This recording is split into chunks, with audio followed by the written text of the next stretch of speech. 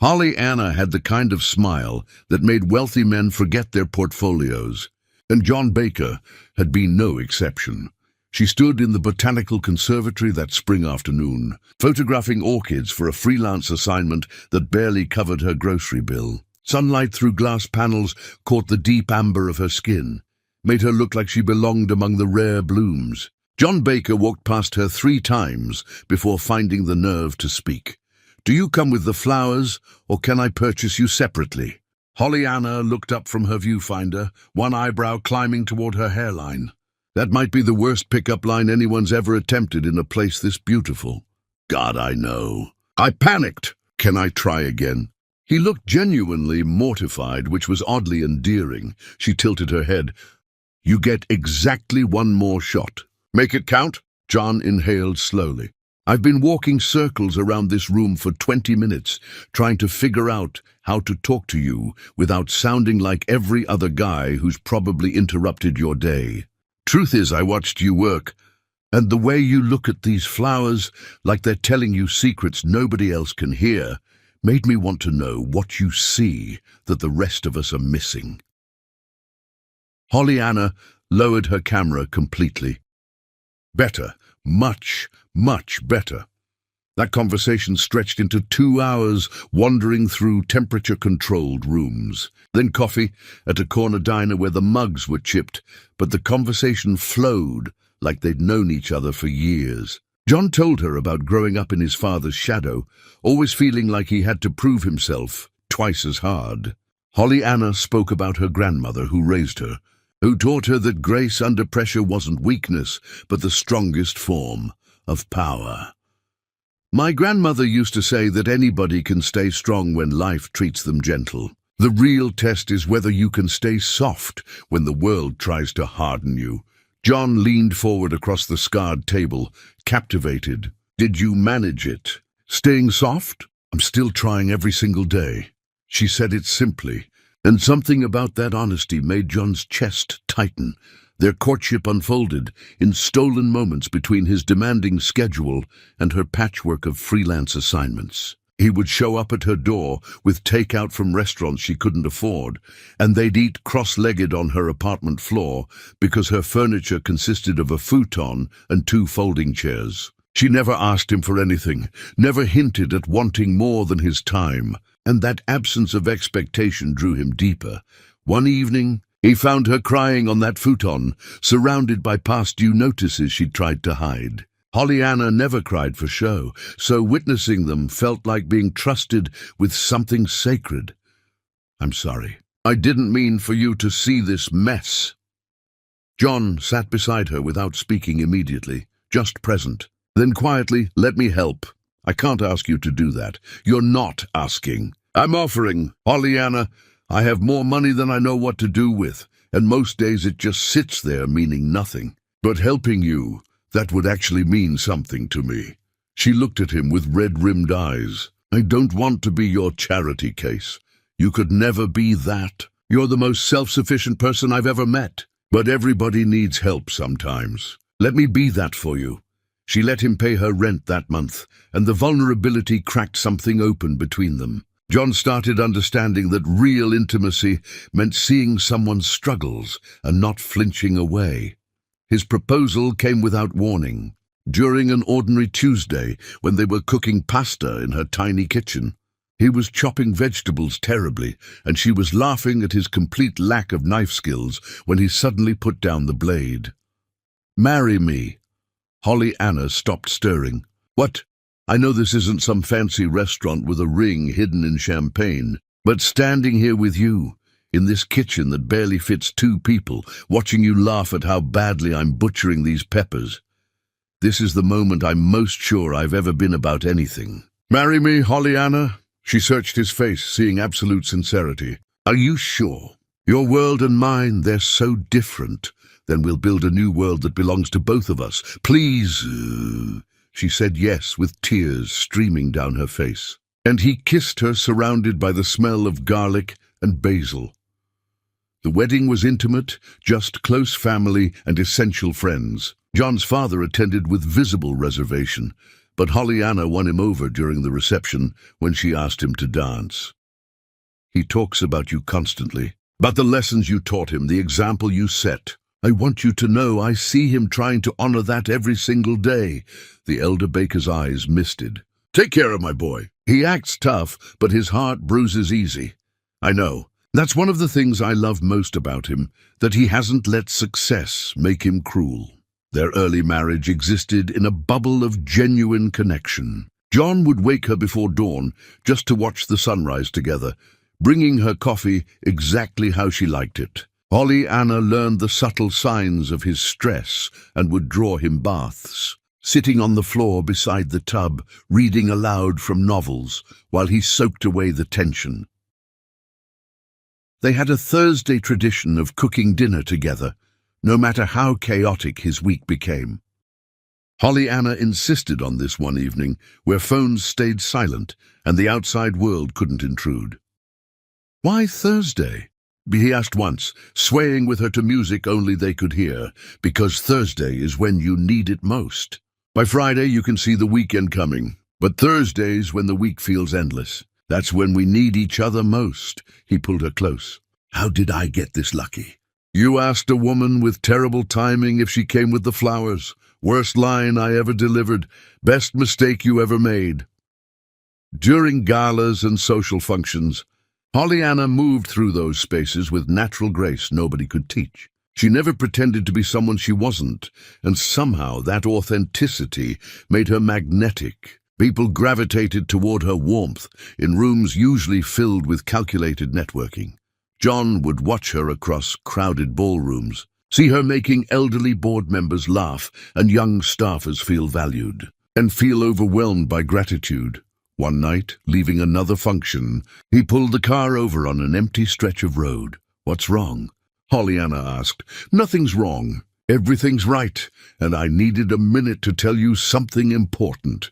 He turned to face her fully. "Before you, I measured success by deals closed and money made. But watching you tonight, seeing how you make people feel seen without any agenda except genuine kindness, I realized I've been measuring the wrong things my entire life. You make me want to be a better man, not a richer one." Pollyanna reached for his hand. "You were already good, John. I just help you remember it sometimes. No, I was successful. There's a difference. You're teaching me how to be good." Sunday mornings became sacred, lazy hours where they stayed in bed talking about nothing important and everything essential.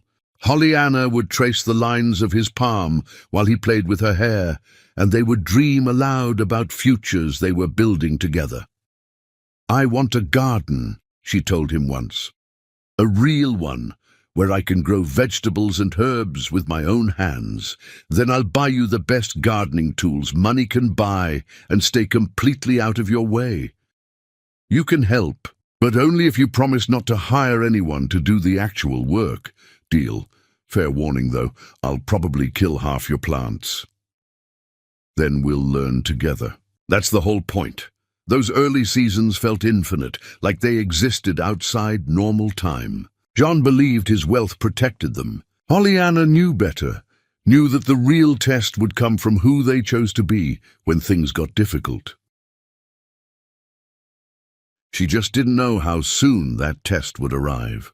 For now, in these golden months, they existed in the eye of a storm they couldn't yet see forming. And Pollyanna, photographing flowers in her garden one afternoon, while John watched from the patio with absolute contentment on his face, felt genuinely happy in a way she'd never imagined possible. She didn't know that happiness was a season with the shortest duration, that storms don't announce themselves before arrival. But she'd learn. Soon enough, she'd learn. Chapter 2, When Shadows Learn to Speak. The first crack in their foundation made no sound. It was the silence that screamed. Pollyanna noticed it during dinner on a Tuesday evening, one of their sacred cooking nights that had never been broken in 18 months of marriage. She'd spent the afternoon preparing his favorite meal, a recipe his mother used to make that he'd mentioned missing during one of their early conversations. The kitchen smelled of slow-cooked comfort and careful attention. She heard his car in the driveway at the usual time, heard his footsteps on the stairs, but when John walked through the door, his eyes slid past her like she was furniture he'd stopped noticing months ago. Hey, something smells good. Not hello beautiful or the embrace that usually came first. Just acknowledgement of food, not her. I made your mother's recipe, the one you told me about. She kept her voice light, pushing down the unease already gathering. That's nice. I need to make some calls before we eat. Give me an hour. The hour stretched into 3. Holly Anna sat at the table watching the food grow cold, telling herself that emergencies happen and flexibility matters in marriage. But something sharp had lodged itself beneath her ribs, a splinter of wrongness she couldn't name yet. When he finally emerged from his office, distracted and elsewhere, they ate in near silence. Holly Anna tried starting conversations that died in the air between them, like birds hitting glass. Your father called earlier. He wants to know if we're coming to Sunday dinner. I'll check my calendar.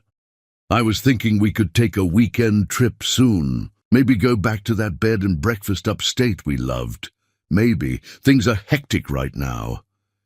Every response was a door closing softly but firmly. Holly Anna finished eating without tasting anything, the food turning to paste in her mouth. That night established a pattern that would repeat and intensify over coming weeks. John began arriving home later and later, his explanations vague and practiced. Client dinners that couldn't be avoided. Meetings that ran long unexpectedly. Emergencies that demanded his immediate attention at 9, 10, 11 at night. Holly Anna tried everything to reconnect with the man who used to prioritize their Thursday traditions above all else. She planned surprises, showing up at his office with lunch packed in containers that reminded him of their early dating days. His assistant looked at her with something resembling pity when she arrived. He's in meetings all afternoon, Mrs. Baker. I don't think he'll have time to eat. That's fine. Just let him know I stopped by. The question mark at the end made it pitiful, like she was asking permission to exist in her husband's awareness. The assistant's smile didn't reach her eyes. Of course. Holly Anna left the lunch containers on the assistant's desk and drove home feeling foolish, like she was chasing someone who was actively running away from her. She tried booking a weekend getaway to the mountains, presenting him with the reservation confirmation over breakfast one Saturday. John glanced at it with visible irritation, his jaw tightening in that way she'd learned meant she'd crossed some invisible line. I can't just disappear for a weekend right now. Cancel it. But we haven't spent real time together in weeks. I thought maybe if we got away from everything, we could reconnect and... You thought wrong. His voice carried an edge she'd never heard directed at her before. I have responsibilities, Holly Anna. The world doesn't stop because you want to play tourist in the mountains. The sharpness of his tone stunned her into silence. This wasn't the man who used to rearrange his entire week to spend an extra hour with her. This was someone using cruelty as a weapon, slicing at her with precision that suggested practice. She cancelled the reservation without mentioning it again, swallowing the hurt like medicine. The physical distance matched the emotional one. John stopped reaching for her in bed, his back a wall between them each night. When she tried to initiate intimacy, he claimed exhaustion or headaches, or suddenly remembered urgent emails that needed immediate attention at midnight. Holly Anna lay awake those nights, staring at the ceiling, trying to pinpoint when exactly they'd lost the thread that used to bind them together. Was it gradual? Had there been a specific moment when he decided she no longer deserved his attention? Or had she been slowly disappearing from his awareness for months without realizing it? She approached his father one Sunday afternoon, when John canceled family dinner at the last minute with a text message, not even a phone call leaving her to attend. Alone and make excuses, she didn't believe herself. Is everything all right with the company? Is John under unusual pressure I don't know about? The elder Baker studied her with concern that made her stomach clench. Nothing out of the ordinary. Why do you ask? He's been different lately, distant. I wondered if something at work was troubling him that he wasn't telling me about. Have you asked him directly? Every time I try, he shuts down or changes the subject or leaves the room. I don't know how to reach him anymore.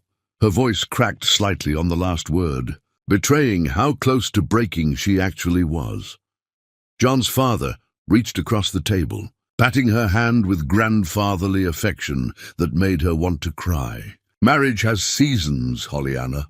Sometimes men get lost in their own heads and forget what matters most. Give him time, but don't stop reminding him who he is. That's what good wives do. They hold up mirrors so their husbands can see themselves clearly. Hollyanna nodded, wanting desperately to believe this was just a rough patch that would pass like weather. But the evidence mounting in small ways suggested something deeper and more deliberate was happening. She found a receipt for dinner at an expensive restaurant, a place known for intimate tables and romantic ambience. On a night, John claimed he'd worked late at the office. 2 entrees, 2 desserts, a bottle of wine that cost more than most people's monthly rent. Not a business dinner kind of menu, a seduction kind of menu. When she asked about it, he barely glanced up from his phone, his disinterest so complete it felt intentional. Client dinner. I told you about it. You said you were working late. You didn't mention going out to dinner. She kept her voice level, not wanting to sound accusatory, just seeking clarity in the fog of his evasions. Does it matter? It was work-related. Why are you interrogating me like I committed a crime? I'm not interrogating you. I'm trying to understand why we never talk anymore, why you're never actually here, even when you're home. We're talking right now, aren't we? He still hadn't looked up from his phone. No, we're not. You're deflecting and I'm getting nowhere. This isn't communication, John. This is you building walls and expecting me not to notice or care.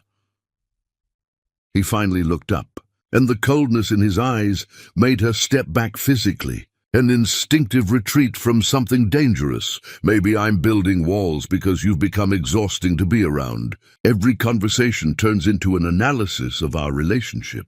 Every interaction requires emotional labor I don't have energy for. Can't you just let things be without constantly picking at them? The words landed like physical blows, each one precisely aimed at the softest parts of her. Hollyanna felt tears rising, but refused to let them fall in front of this stranger wearing her husband's face.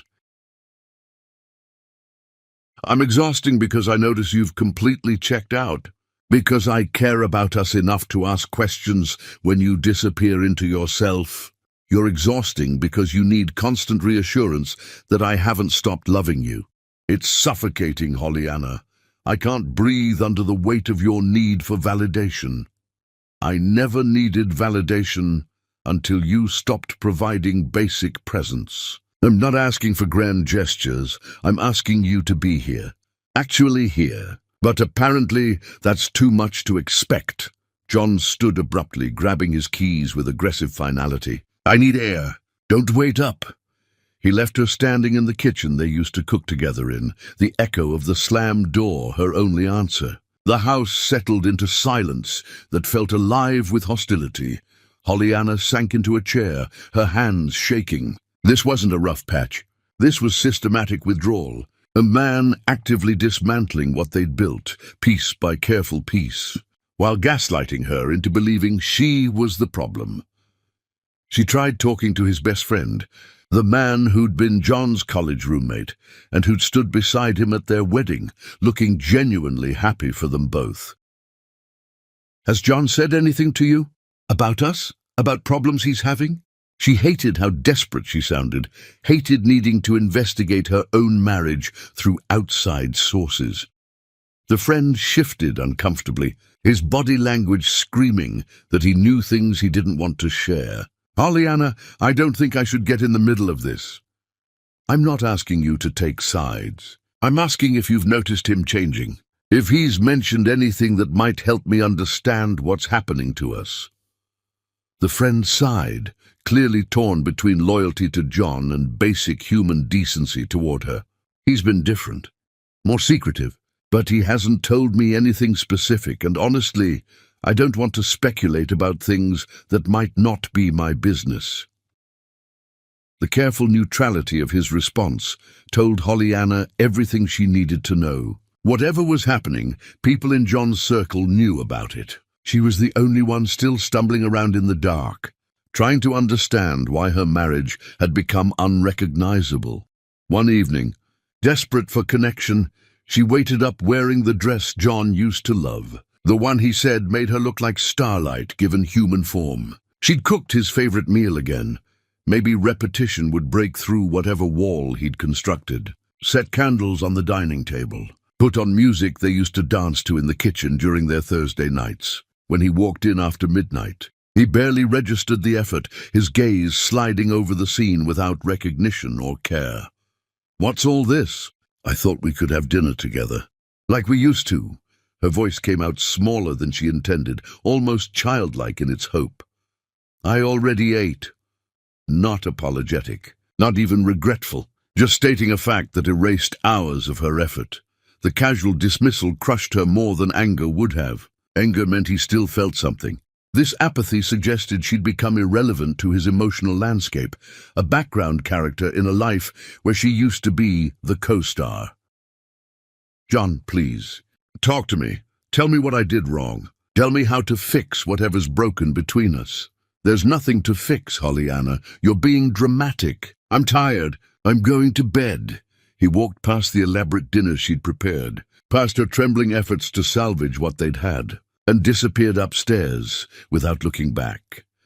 Hollyanna stood in the candlelight, surrounded by cooling food and dying hope, understanding with terrible clarity that you can't fight for someone who's already surrendered, who's already decided you're not worth the effort. She blew out the candles one by one, watching smoke rise in the darkness.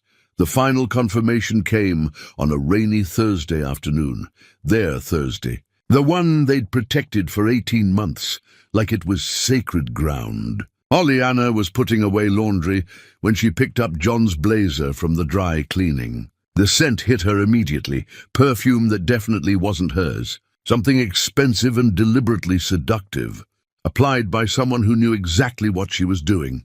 She held the jacket, breathing in the evidence of betrayal, and something inside her calcified into clarity.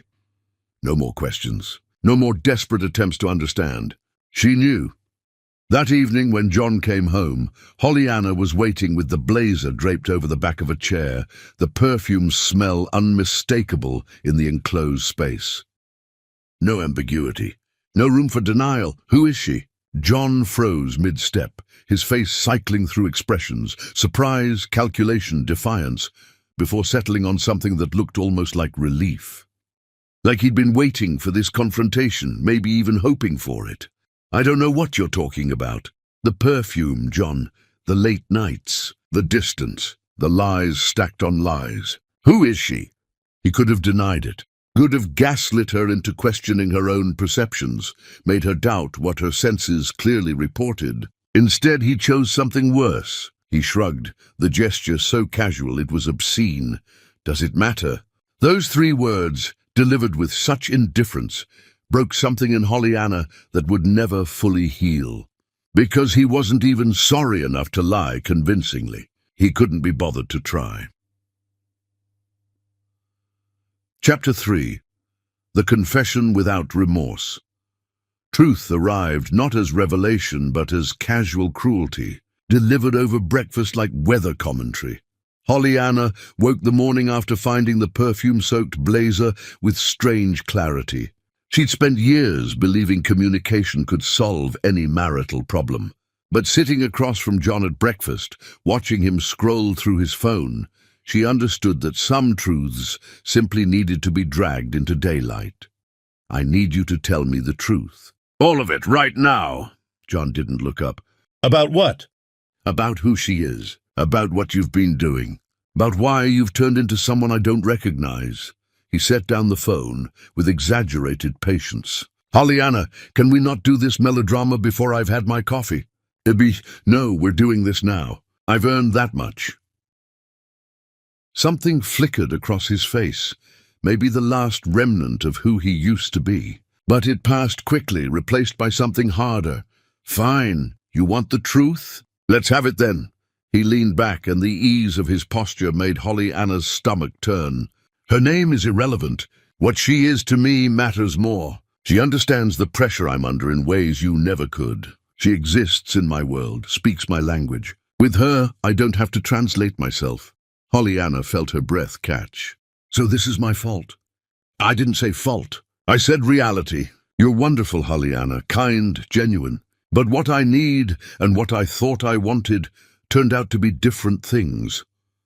What you need to betray vows we made in front of everyone? John waved away her words. Vows are words people say when they don't know themselves yet. Why should I be trapped by promises I made before understanding what I actually required? Then divorce me. If I'm so inadequate, let me go. The suggestion seemed to confuse him. Why would I do that? Because you're in love with someone else? Who said I don't want this marriage? He said it like she was missing something obvious. She fills those needs. But that doesn't mean I want to end things with you. You serve a different purpose. Why does it have to be one or the other? Holly Anna stared at him, speechless. He wasn't proposing to end the affair. He was proposing to keep both women.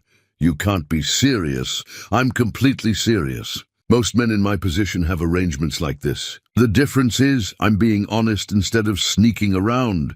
This isn't honesty. That's cruelty with better lighting. He sighed. What do you want me to say? That I'll end it? I won't, but I don't want to lose you either. You make me look good. You handle family obligations. You keep this house running. Why would I throw that away? Because I'm your wife, not your household manager. You're both. He checked his watch.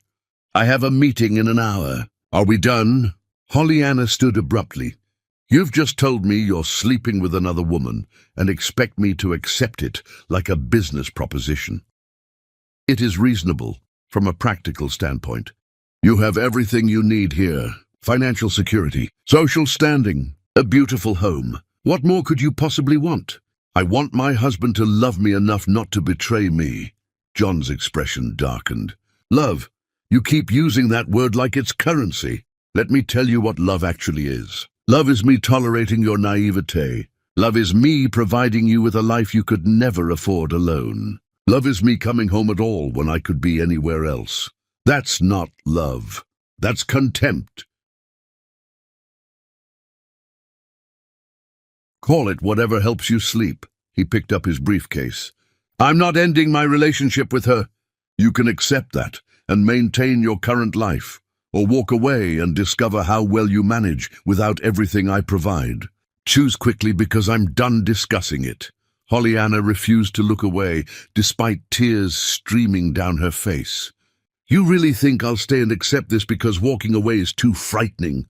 I believe you've gotten comfortable, and comfort is powerful. It's hard to walk away from heated floors and unlimited credit cards once you've gotten used to them. His smile was calculated to wound. People talk big about principles until those principles require actual sacrifice. He moved toward the door, and Holly Anna heard herself speaking. Where would I go? What would I do? She hated the weakness in her voice, but some parts still needed to know if he cared at all. John paused, looking back with something like pity. That's not my problem to solve. You're an adult. Figure it out. But I'll tell you this. Give it a week. You'll realize pride doesn't keep you warm or fed. You'll come back with realistic expectations, and we can move forward like sensible adults. You're wrong about me. He shrugged. Prove me wrong, then leave, see what happens. But when you come back, and you will, we'll discuss this on my terms. What if I don't come back? John laughed. You will. They always do once reality sets in. Call me when you're ready to be reasonable. The door closed, leaving Holly Anna in the kitchen that suddenly felt like a cage. She sank to the floor and let the wrenching sobs come, the kind that shake your entire body. Holly Anna cried until her throat ached, until her body had nothing left. Then she stood, washed her face with cold water, and looked at her reflection in the window. The face looking back was still beautiful despite devastation, still strong beneath pain, still herself. John thought she needed his wealth more than her integrity. He'd gambled everything on that assumption. He was about to learn how profoundly he'd miscalculated. Because Holly Anna came from women who'd built lives from nothing but determination and dignity. She came from a grandmother who taught her that sometimes the only way to save yourself is to walk away from everything destroying you. The choice wasn't really a choice at all. Holly Anna walked upstairs to pack a bag. Each item she folded into it a small act of reclaiming herself. John had issued a challenge. Assuming she lacked courage to accept it, he'd never been more wrong, and that miscalculation would cost him everything. Chapter 4. The sound of keys hitting marble. Walking away from love requires no courage. Walking away from the life built around it demands everything. Holly Anna stood in the closet that rivaled most people's bedrooms, running her hands over designer dresses and expensive shoes, understanding with perfect clarity that none of it belonged to her in any way that mattered. These were costumes for a role she no longer wanted to play, props in someone else's production of a perfect life. She pulled an old duffel bag from the top shelf, one she'd brought when she first moved into this house, back when she still believed marrying John Baker was the beginning of something beautiful, instead of a slow erasure of everything that made her herself. The bag still smelled faintly of the lavender sachets her grandmother made. A ghost of the woman she'd been before this marriage reshaped her.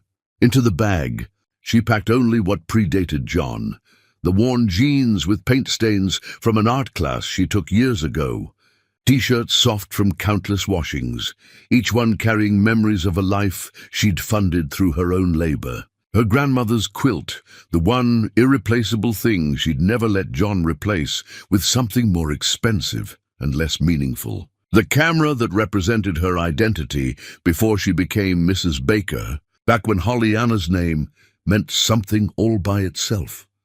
Everything else, the jewelry and velvet boxes, the designer handbags, the silk dresses that cost more than months of rent, she left untouched. None of it was really hers. It belonged to the version of herself John had purchased when he married her, the woman he'd expected to remain grateful and compliant forever. She packed her grandmother's Bible, its pages soft with age and handling, margins filled with notes in handwriting she'd never see formed fresh again. A few photographs that showed her history before this marriage, proof that she'd existed fully and completely before John Baker entered her orbit. The single houseplant she'd kept alive through sheer determination despite the household staff's offers to maintain it. A small rebellion of tending something herself. These items represented continuity, evidence that she'd had a life before this marriage and would have one after it, even if she couldn't imagine what shape it would take. Holly Anna moved through the house mechanically, emotion locked behind walls of practical necessity. If she let herself feel everything pressing against those walls, she'd collapse under the weight. Survival required focus, not feeling. Time for breaking down could come later, after she'd removed herself from this place.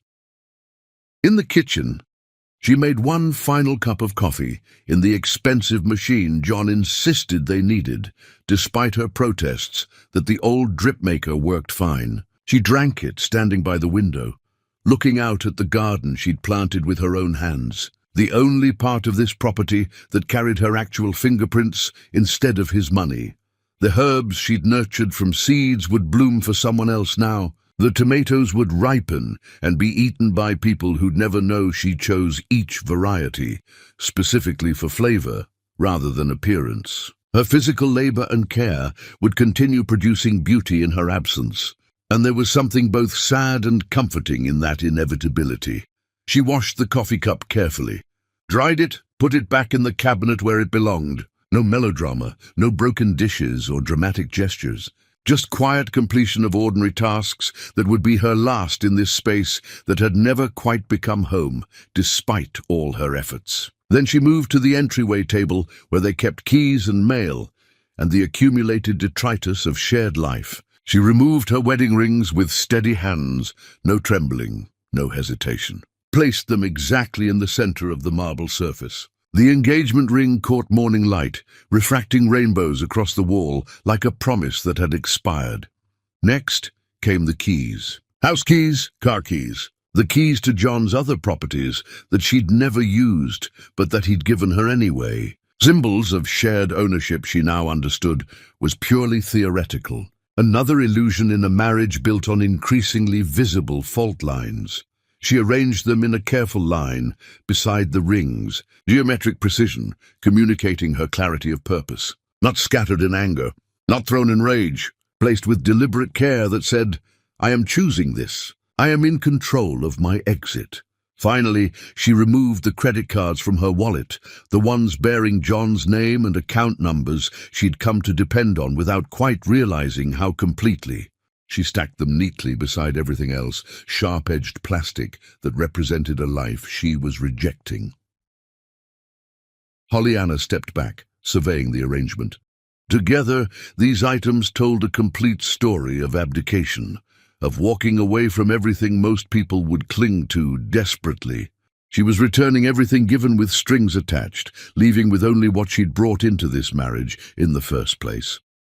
No note seemed necessary. The symbolism spoke louder than any words she might have written. But there was one thing she needed to do before leaving. One piece of documentation that might matter later, even though she couldn't predict exactly how. She pulled out her phone and took a photograph of the arrangement on the table. Rings, keys, cards, all relinquished with geometric precision. Then she composed a single text message to John, her fingers steady despite everything. "I'm choosing dignity over comfort. Don't look for me." She blocked his number immediately afterward, giving him no opportunity to respond. No chance to deploy charm or manipulation or threats to pull her back into his orbit like gravity that had held her too long. Pollyanna picked up her duffel bag, took one last look at the house that had never actually become a home, despite all her efforts to make it one, and walked out the front door without looking back. The afternoon air hit her face, unseasonably cool for the season. She had $847 in her personal checking account, money from selling her old camera lenses that she'd been slowly accumulating without quite understanding why. Some instinct towards self-preservation had prompted her to maintain even this small independence, like part of her knew this day was coming.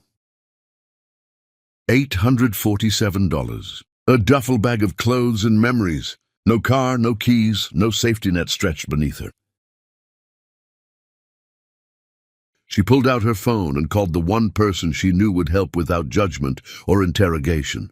"Aunt Marisa, it's Pollyanna. I need a place to stay for a while. Just temporarily, until I figure out my next steps." Her grandmother's sister didn't ask questions, didn't demand explanations or waste time with shock. "Baby girl, you come straight here. I'm putting clean sheets on the guest bed right this second. Thank you. I'll explain everything when I get there." "No need for explaining unless you want to talk. I've been praying for you to wake up and remember who you are." Sounds like my prayers got answered. There was relief in her voice, like she'd been waiting for this call. Pollyanna hung up and walked to the end of the long driveway, past the manicured hedges and imported stone that announced wealth before visitors even reached the house. At the property's edge, she turned around one final time. The house looked like something from an architectural magazine, all elegant lines and expensive landscaping and the kind of beauty that required constant maintenance to sustain. It was impressive. It was enviable. It was utterly hollow at its core. She'd traded authenticity for security, and the cost had been everything that made her who she truly was, beneath the performance.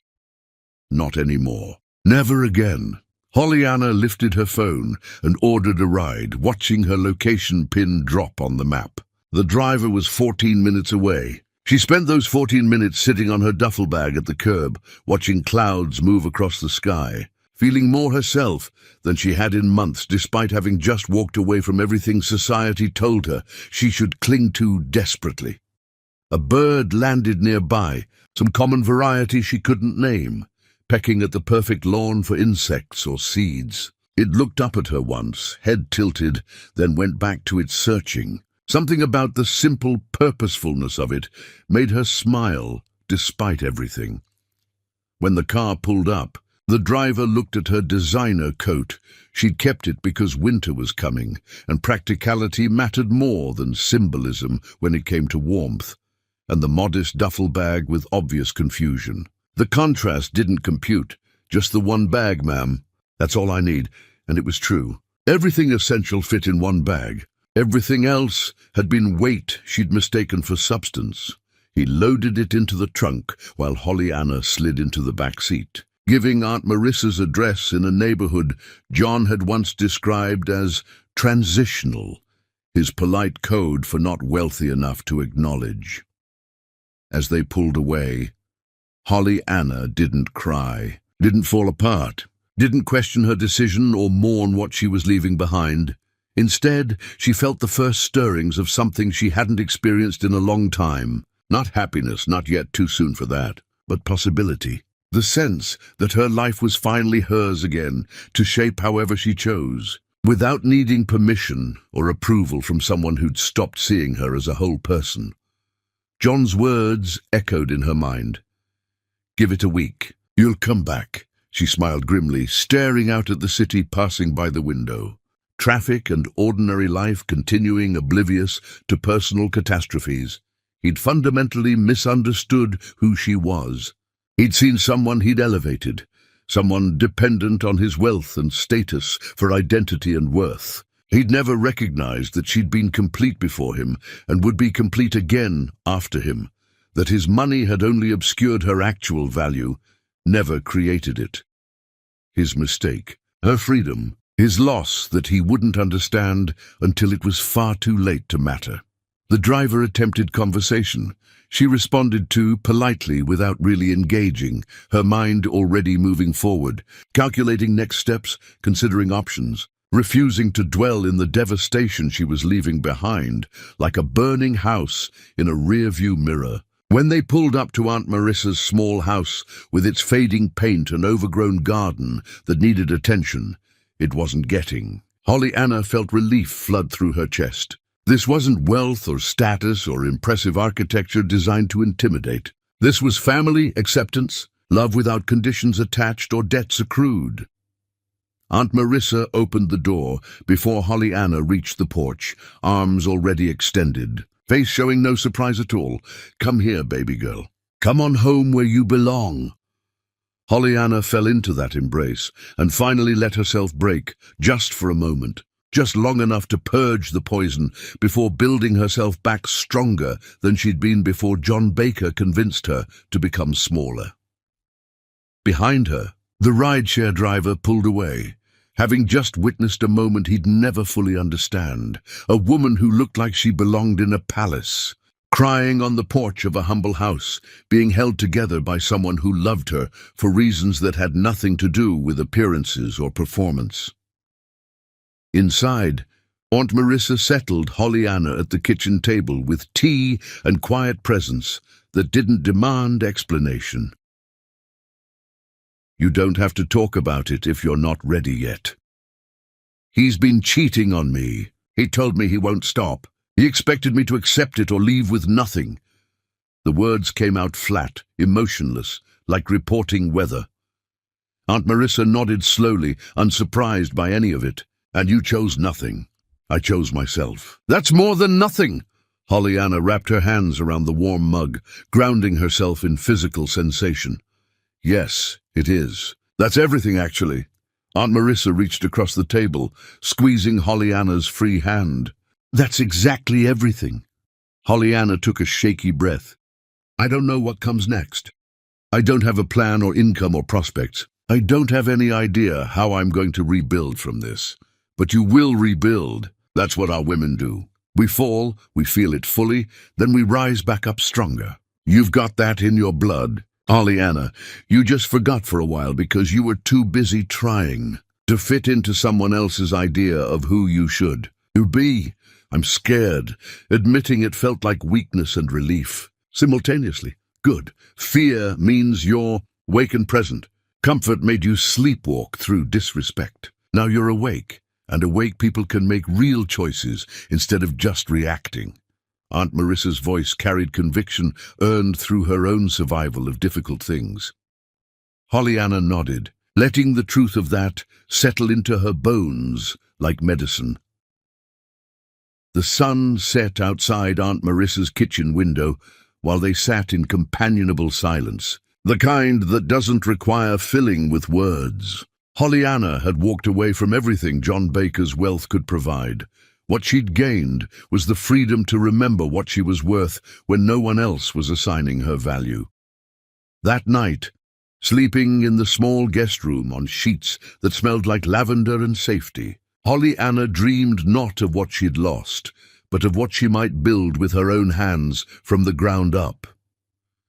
Morning would bring the real challenges: job hunting, budget calculations, the practical reality of survival.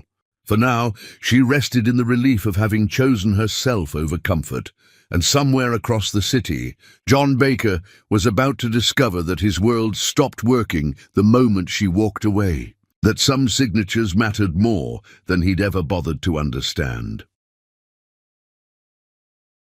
Chapter 5.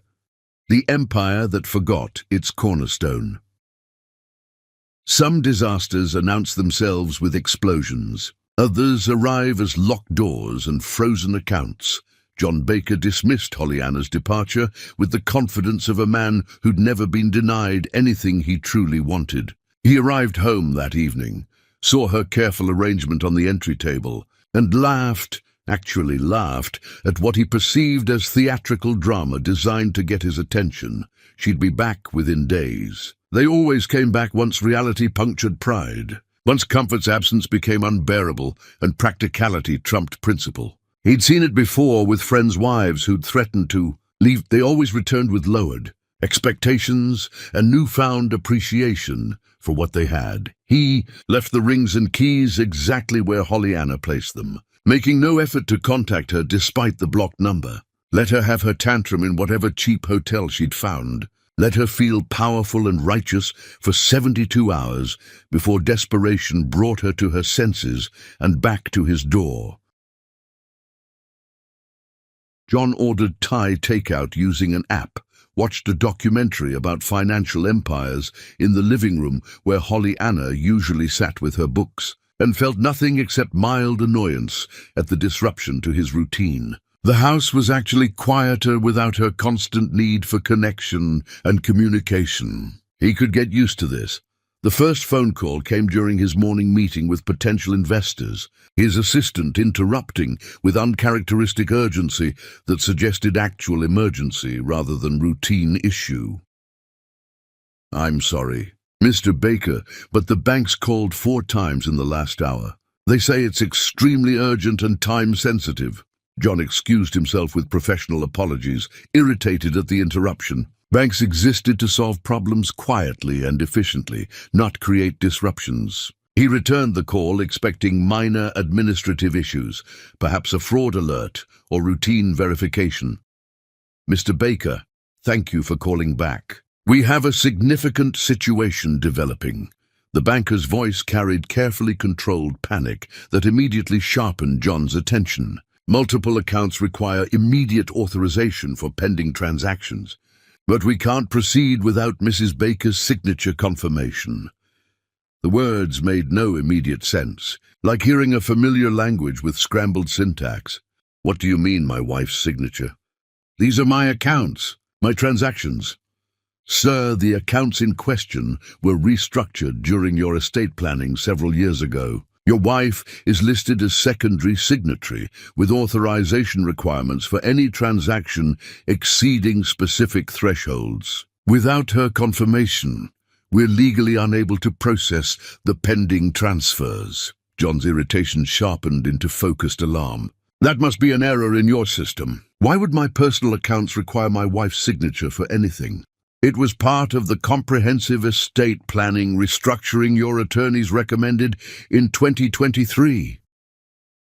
The banker spoke carefully, like approaching a dangerous animal.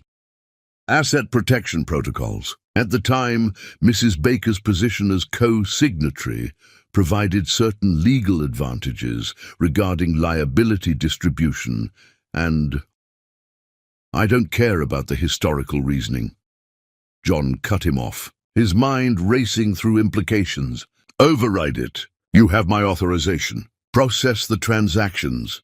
Sir, we can't legally do that without exposing the bank to significant liability. The account structure requires both signatures for transactions exceeding the established thresholds. We've been trying to reach Mrs. Baker since yesterday for authorization, but she's not responding to any communication attempts through her registered contact information. John's stomach dropped. Pollyanna's dramatic exit suddenly feeling less like theater and more like calculated strategy. How many accounts are we talking about? The banker hesitated, and that pause communicated more than words could. 16 accounts currently have transactions pending authorization. Several are time-sensitive. The total value of frozen transactions is, another pause, substantial. Define substantial. John's voice had gone flat, professional mask slipping. The number the banker provided made John's vision swim momentarily. His entire cash flow system depended on those transactions processing seamlessly, invisibly. Without them, everything downstream collapsed like dominoes. Payroll, vendor payments, investment commitments, loan obligations, everything. There has to be a legal workaround, emergency procedures for situations exactly like this. The procedure requires either Mrs. Baker's signature or a formal legal process to remove her from the accounts, which would necessitate considerable time and require either her cooperation or court orders establishing her unavailability or incapacitation. And, how long are we talking? John interrupted, not wanting to hear the full litany of obstacles. Weeks minimum, possibly months, depending on whether Mrs. Baker contests the proceedings or cooperates. If she actively opposes the account restructuring, the banker trailed off, leaving the implication hanging. John ended the call, his hands trembling slightly, staring at his phone like it had personally betrayed him. Pollyanna couldn't have known about the account structures. She'd never paid attention to financial details, never asked questions about estate planning or asset protection. This had to be coincidental timing, not deliberate sabotage. Before he could process the implications fully, his father called, and the fury in the elder Baker's voice came through before he even spoke. John, what in God's name is going on? I've been trying to reach Pollyanna all morning, and her phone gives some disconnected message. Where is she? And we had a disagreement. She's staying somewhere else temporarily while she cools down. John kept his voice carefully neutral, not wanting to admit the full scope of his marital collapse. A disagreement. Son, she's the guarantor on the family trust that funds the waterfront development. We need her signature to release the next phase of funding, and the deadline is tomorrow at 5. If we miss it, we forfeit millions in commitments and breach contracts that took 3 years to negotiate. Where is she? The waterfront development. John had completely forgotten about the trust restructuring from years ago. Legal maneuvering to protect family assets through distributed liability that his attorneys had assured him was purely technical paperwork. Can't we proceed without her? You're the primary trust holder. Your signature should be sufficient. The trust structure requires unanimous approval from all listed family members for disbursements over 10 million. Your mother signed off yesterday. We need Pollyanna's signature by tomorrow, or we're in breach. Now tell me where your wife is, and make it quick, because I don't have time for whatever marital drama you've manufactured. I don't know. The admission tasted like failure, like weakness he couldn't afford to show his father. The silence on the line communicated volumes of disappointment and barely controlled rage. When his father spoke again, each word was precise and cutting. You don't know where your wife is? What kind of disagreement are we talking about that ends with you having no idea where she went? What did you do, John? It's complicated. Personal matters that complicated.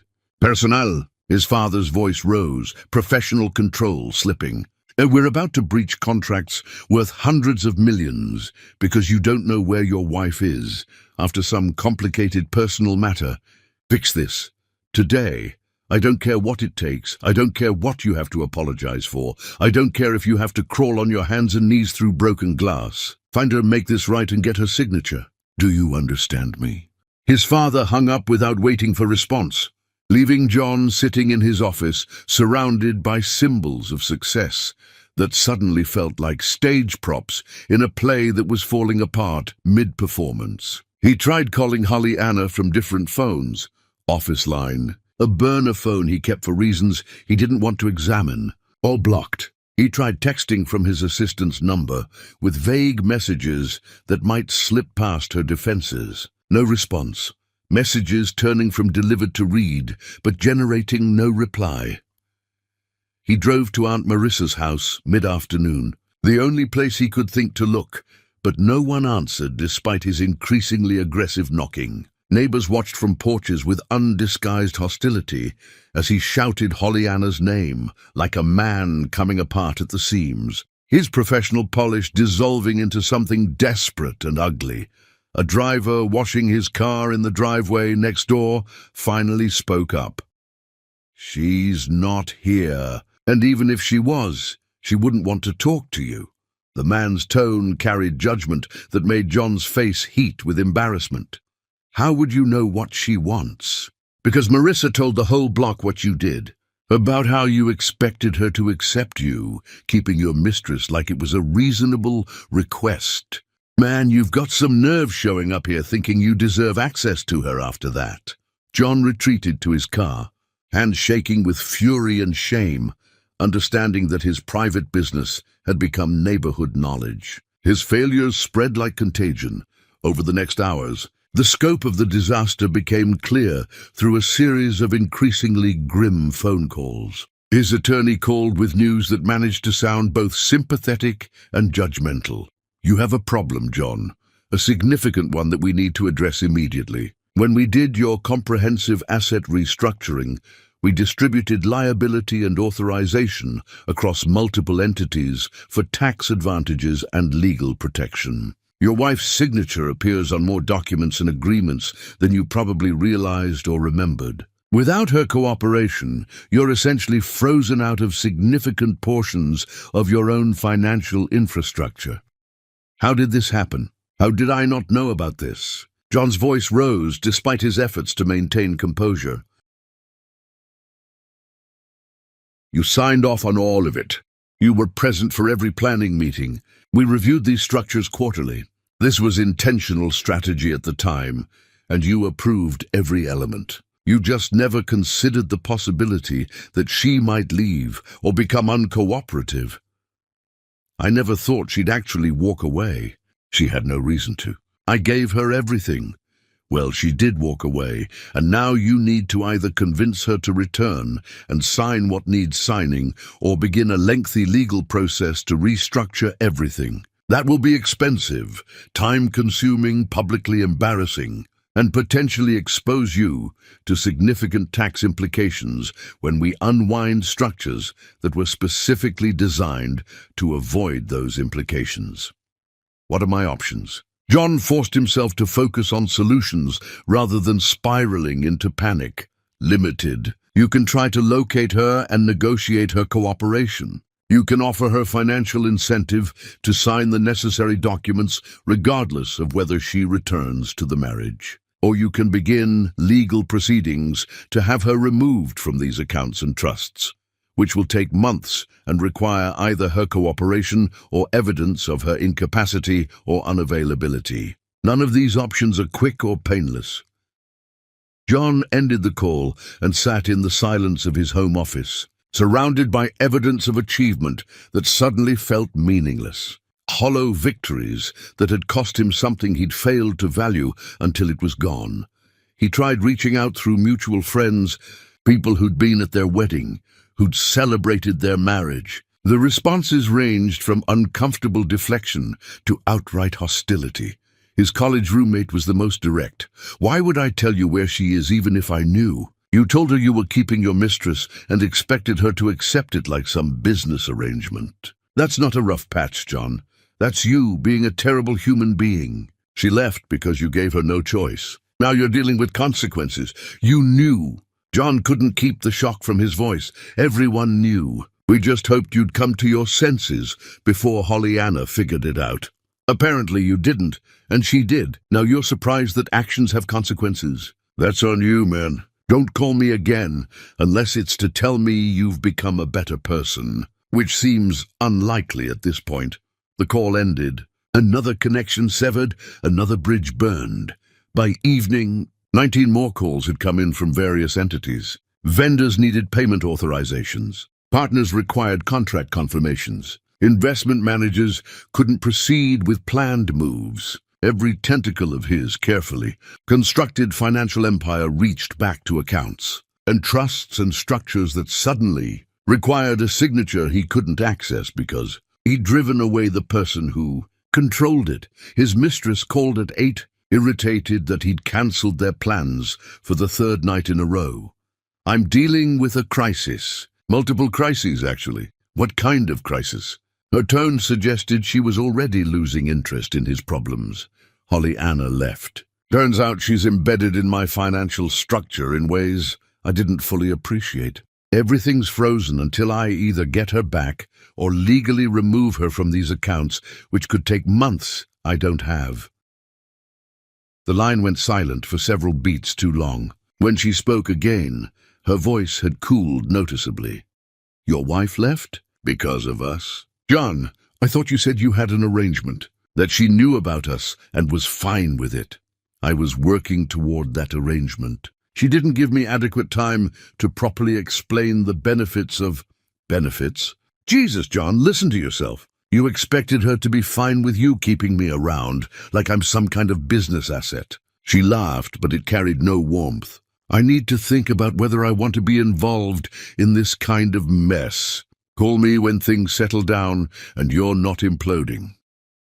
She hung up, and John understood with crystalline clarity that she'd been with him for what he represented, not who he was. The moment his power seemed unstable, she evaporated like morning fog, substantial only as long as conditions supported her existence.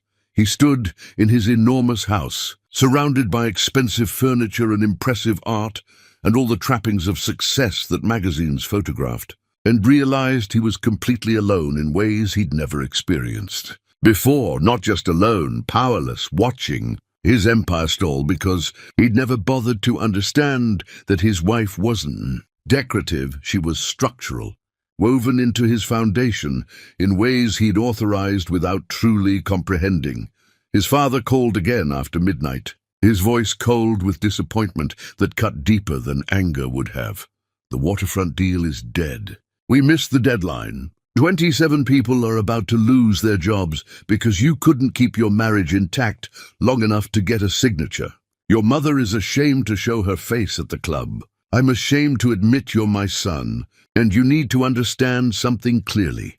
If you don't fix this, if you don't find a way to unfreeze these accounts and stabilize the situation, you're going to lose everything. Not just money, reputation, trust, business relationships that took me 40 years to build. Everything that actually matters beyond your bank balance. John wanted to argue, to defend himself, to explain that Pollyanna was being unreasonable and vindictive. But the words died in his throat because he knew, finally and completely, what he'd done. He hadn't just hurt her feelings or damaged their marriage. He'd dismissed her as irrelevant to his world, while simultaneously embedding her into every important structure that world depended on. And his world had stopped functioning the moment she walked away, taking her signatures with her like oxygen being removed from a sealed room. He'd built an empire on a foundation he'd never bothered to inspect or appreciate, and now that foundation had walked away. The whole structure was revealed as dangerously unstable.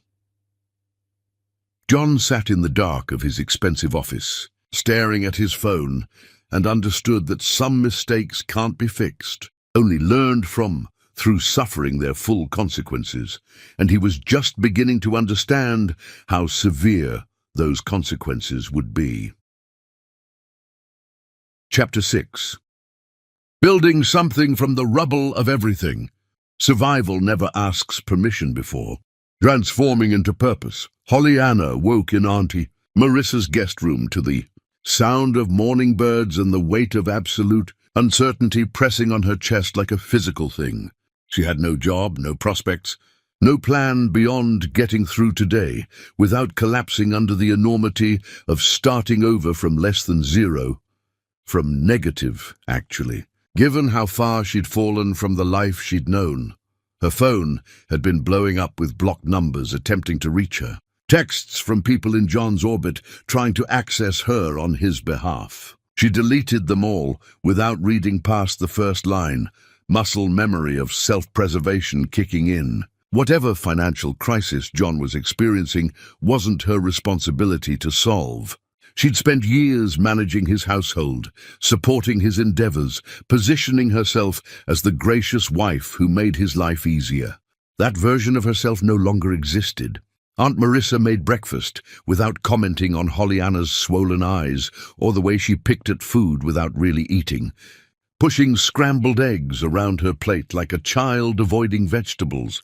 What did you used to do before all this? The photography. Freelance work mostly, magazine assignments, event coverage, small commercial projects. Nothing glamorous or impressive, but it paid my rent and kept me fed. Could you do that again? Pollyanna considered, doubt creeping in immediately. Maybe. The industry's changed drastically. Everything's digital now, social media focused, algorithm driven. I'd be starting from absolute scratch without any recent portfolio work to show. Nobody's going to hire someone who's been out of the game for years, so you start from scratch. Better than staying stuck in a life that was killing you slowly. Aunt Marissa said it simply, like it was obvious, like terror wasn't a reasonable response to uncertainty. After breakfast, Pollyanna pulled out her old camera, the one piece of professional equipment she'd kept when everything else got sold or abandoned. She walked through Aunt Marissa's neighborhood, photographing ordinary beauty that wealthier areas manicured into submission or removed entirely. Cracked sidewalks where weeds pushed through with stubborn determination, refusing to accept that concrete was supposed to be their ending. Laundry hanging on lines between buildings, colorful against gray walls, intimate and honest. Children playing with elaborate imagination using nothing but chalk and pavement. Their laughter carrying more value than any luxury John's money could purchase. She'd forgotten how to see this way, how to find meaning in unpolished reality. John's world had trained her to appreciate only what was expensive and deliberately curated, what announced its value through price tags, rather than carrying value in its existence. Through her camera lens, she remembered that beauty existed everywhere, not just in spaces money had sanitized and staged. Pollyanna posted a few images to a social media account she'd abandoned years ago, expecting nothing. No captions, no explanations, just photographs that carried emotion in their composition, light, framing, visual honesty that didn't require words. The response surprised her. Comments from people who'd followed her old work, asking where she'd been, saying they'd missed her perspective and were glad she was creating again. A few small inquiries about purchasing prints, actual offers to pay money for her work. It wasn't income yet, not real income that could support her, but it was connection, proof that she still had value in the world outside John Baker's orbit, that her worth existed independent of her relationship status or whose last name she carried. That night, unable to sleep, she wandered into Aunt Marissa's kitchen and found herself playing with wire and beads she discovered in a craft drawer. Random materials, nothing precious or expensive. She twisted metal into organic shapes that looked like growth and resistance simultaneously, patterns that emerged without planning, added stones that caught light at unexpected angles, created small pieces that looked unfinished and perfect at the same time, beautiful because of their rawness, rather than despite it. By morning, She'd made 6 pieces of jewelry that represented everything she'd been feeling but couldn't articulate in words. Anger transformed into energy. Pain reshaped into beauty, endings that looked like beginnings, depending on how you held them to the light. Aunt Marissa found her at the kitchen table, surrounded by her creations and wire scraps, looking exhausted but more present than she'd been since arriving. "Baby girl, these are stunning. What are you planning to do with them?" Pollyanna shrugged, genuinely uncertain. "I don't know. I just needed to make something with my hands, to prove I could create instead of just consuming or managing someone else's life. You should sell them. People pay good money for original work like this, especially when it carries meaning." The suggestion seemed absurd. Pollyanna had no background in jewelry design, no training, no credentials that would make anyone take her seriously. But she also had no income and diminishing savings, and the need to survive by any means available, even ones that felt ridiculous. She photographed the pieces using afternoon light and her photography skills, making each one look like small sculpture deserving attention. Posted them to an online marketplace with minimal description and prices she pulled from thin air, guessing wildly. Priced them low because she had no confidence anyone would actually buy them. 2 sold within 4 hours. The buyers left messages asking about custom work, about whether she did commissions, about the story behind the designs. Pollyanna answered honestly, without polish or strategic marketing language. These were pieces made from pain, transforming into something beautiful. Created during the hardest transition of her life, when she needed to remember she could build things. People responded to that honesty with hunger that shocked her. Everyone understood hardship. Everyone wanted to believe transformation was possible, that suffering could become raw material for beauty rather than just damage that persisted. Orders began coming in slowly at first, then with increasing frequency that made her panic about whether she could actually fulfill them. Pollyanna worked late into the nights, twisting wire into shapes that represented resilience, threading beads that caught light like hope, catching someone's attention in darkness. She named each piece without sentimentality, just honest observation. Simple titles that felt true: aftermath, rewilding, backbone, foundation. Each word carried weight without requiring explanation. Customers shared photographs of themselves wearing her jewelry, talking about their own survival stories, their own transformations from circumstances that should have destroyed them. Pollyanna's designs became symbols of endurance, physical markers of having survived something difficult and emerged intact. Changed but not destroyed. Within weeks, she'd earned enough to contribute to Aunt Marissa's household expenses without feeling like a burden. Within 2 months, she'd earned enough to rent a small studio apartment in a neighborhood John would never visit, would never acknowledge existed. The apartment was tiny, barely more than a room, with a kitchenette and a bathroom that required creative maneuvering to use. But it was hers, paid for with money she'd earned through her own creativity and labor. No one could take it away as leverage. No one could use it to control her behavior or choices. Pollyanna furnished it with second-hand discoveries and things she built herself gradually. She hung her photographs on walls that had probably never displayed art. She created a workspace by the window where she could twist metal and thread beads while watching the street below. The ordinary flow of life that continued regardless of personal catastrophes. Her grandmother's quilt covered the modest bed. Her small houseplant thrived on the windowsill, finally receiving the direct attention it deserved instead of staff maintenance that kept it alive but never let it fully flourish. This space was smaller than John's closet had been. It was more valuable than his entire mansion because it represented actual freedom, self-determination, proof that she could survive on her own terms. She documented her work online, not seeking sympathy, but sharing her process with transparency that created community. People watched her rebuild in real time, and her honesty about struggling, about bills that scared her, about moments of doubt when she questioned every choice, created connection with strangers who saw themselves in her journey. A lifestyle writer reached out asking for an interview about her jewelry line and her story. Pollyanna almost declined immediately, uncomfortable with attention focused on her rather than her work. But Aunt Marissa convinced her, your story might help other women who feel trapped by circumstances. You survived and rebuilt. That's powerful medicine for people who don't believe they can do the same. The interview focused not on John or the marriage, but on Pollyanna's creative process. Her philosophy about turning pain into beauty, her belief that people could rebuild their lives no matter how completely they'd been demolished by circumstances or other people's cruelty. What do you call your work? Your brand? Pollyanna thought about it, considering carefully.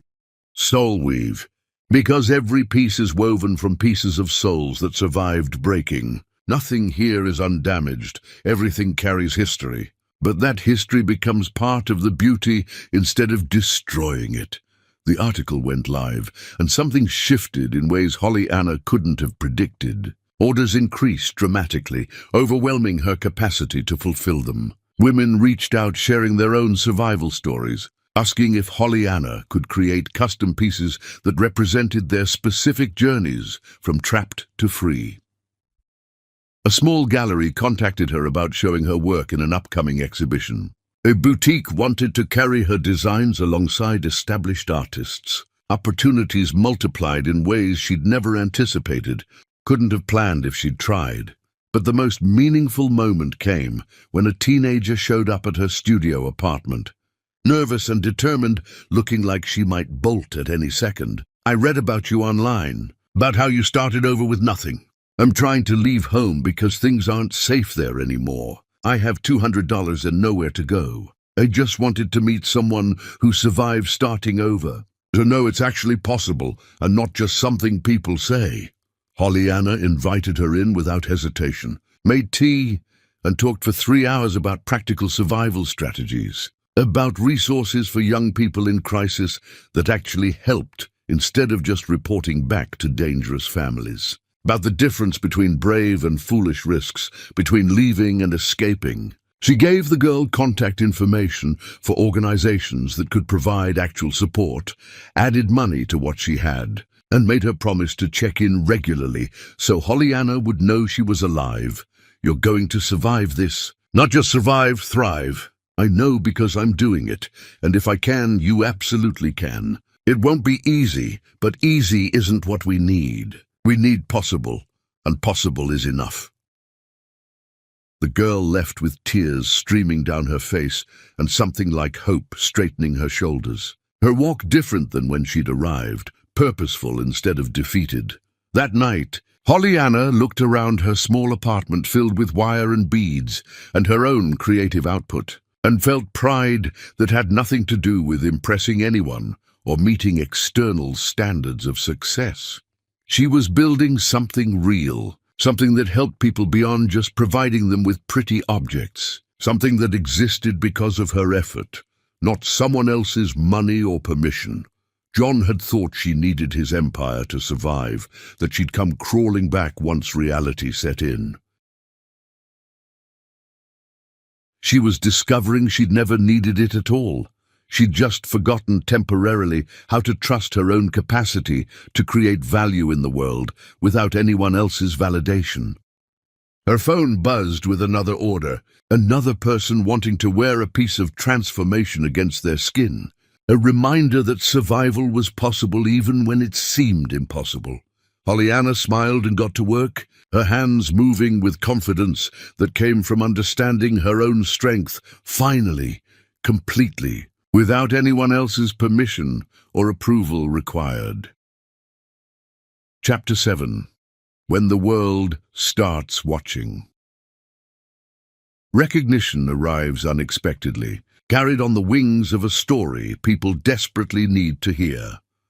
The lifestyle article generated more response than Pollyanna could have imagined, not because her jewelry was revolutionary, But because her story resonated with something fundamental people were starving for, authenticity about struggle without neat solutions, her social media following multiplied overnight. Comments poured in from women who'd left marriages, who'd chosen dignity over comfort, who recognized their own reflections in Hollyanna's journey. Men wrote about regretting how they'd treated partners. Young people shared the article with captions like, "This is the kind of strength I want to have someday." Hollyanna read these responses with complex emotions. She'd never wanted to become a symbol. But symbols chose you sometimes, and refusing that responsibility felt cowardly. A television producer reached out, asking if Hollyanna would consider appearing on a morning show segment about entrepreneurship emerging from personal crisis. "I don't know if I'm ready for television. I'm barely keeping up with orders," she told Aunt Marissa. "You have something people need to hear. Sometimes we don't understand our own stories until we tell them to someone else." Hollyanna agreed with the condition that it focus on her work rather than victimhood narratives. The morning of the taping, she wore her own jewelry. The interviewer was genuine, her questions thoughtful. "Tell me about Soulweave. Where did that name come from?" "I was trying to understand how we put ourselves back together after breaking completely. I realized we don't just repair cracks. We weave entirely new patterns from the pieces that survived. Each piece represents that process. Your story involves leaving a marriage to a very successful man. Was that the hardest decision you've ever made?" Hollyanna considered carefully. "Walking away wasn't the hard part. The hard part was recognizing I'd stayed too long, accepted too little, allowed myself to become smaller than I actually am. Once I saw that clearly, leaving was the only honest choice." What would you say to women staying in situations that diminish them? "I'd say comfort can become a prison, and security shouldn't cost us our sense of self. The fear of struggling alone is often less painful than the reality of struggling beside someone who no longer sees your value. And you're stronger than whoever's telling you you're weak. That's why they keep saying it. You've built this jewelry line with incredible speed. What drives you? The people who reach out. Every day, someone tells me my story helped them make a difficult choice. That's about connection between people who understand survival is possible. That drives me more than anything else could." The segment aired, and Hollyanna's phone became unusable from notifications. Orders overwhelmed her capacity. Media requests multiplied. Fashion editors wanted features. Business publications requested interviews. A boutique owner in an upscale district reached out directly. "I want to carry your line.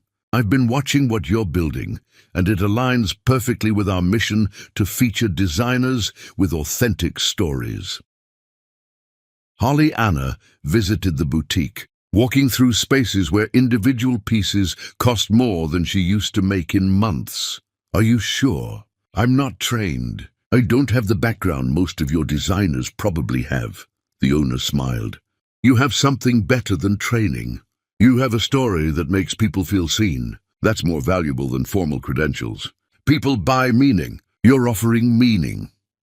The partnership launched, putting Hollyanna's work in front of customers who valued narrative as much as aesthetics. Sales increased again, pushing her to hire help. She brought on 2 assistants from a community program, training women re-entering the workforce after incarceration or domestic violence. They understood her mission instinctively.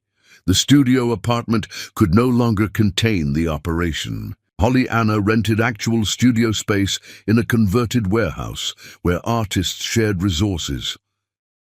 One afternoon, a stranger watched from the doorway with assessing intensity. "Can I help you?" The woman stepped inside, elegant and professional. "I'm a buyer for an international fashion group. We're looking for emerging designers whose work has substance. Your pieces tell stories that resonate globally. We'd like to discuss a collaboration." Hollyanna's hands went still. "What kind of collaboration?" "We'd maintain your creative control completely. Your brand identity, your aesthetic, your narrative. We'd provide manufacturing support for scaling, distribution infrastructure, access to materials you can't afford yet. We'd position SoulWeave as our featured partnership, putting your work in front of international audiences. Why me specifically? Because your work represents transformation at a moment when everyone's trying to figure out how to become who they need to be. That resonates across cultures. We're not interested in diluting what you've built. We want to amplify your voice while protecting what makes it. Authentic, the offer was everything. Pollyanna hadn't dared imagine security, resources, to create without financial stress constantly. Threatening, but she'd learned to question offers that seemed too good. I need to see actual terms. My attorney needs to review everything. And if this compromises my creative vision or turns my story into marketing exploitation, I'm not interested regardless of money. The buyer nodded with respect. That's exactly the response I hoped for. You understand your worth. That makes this partnership more valuable.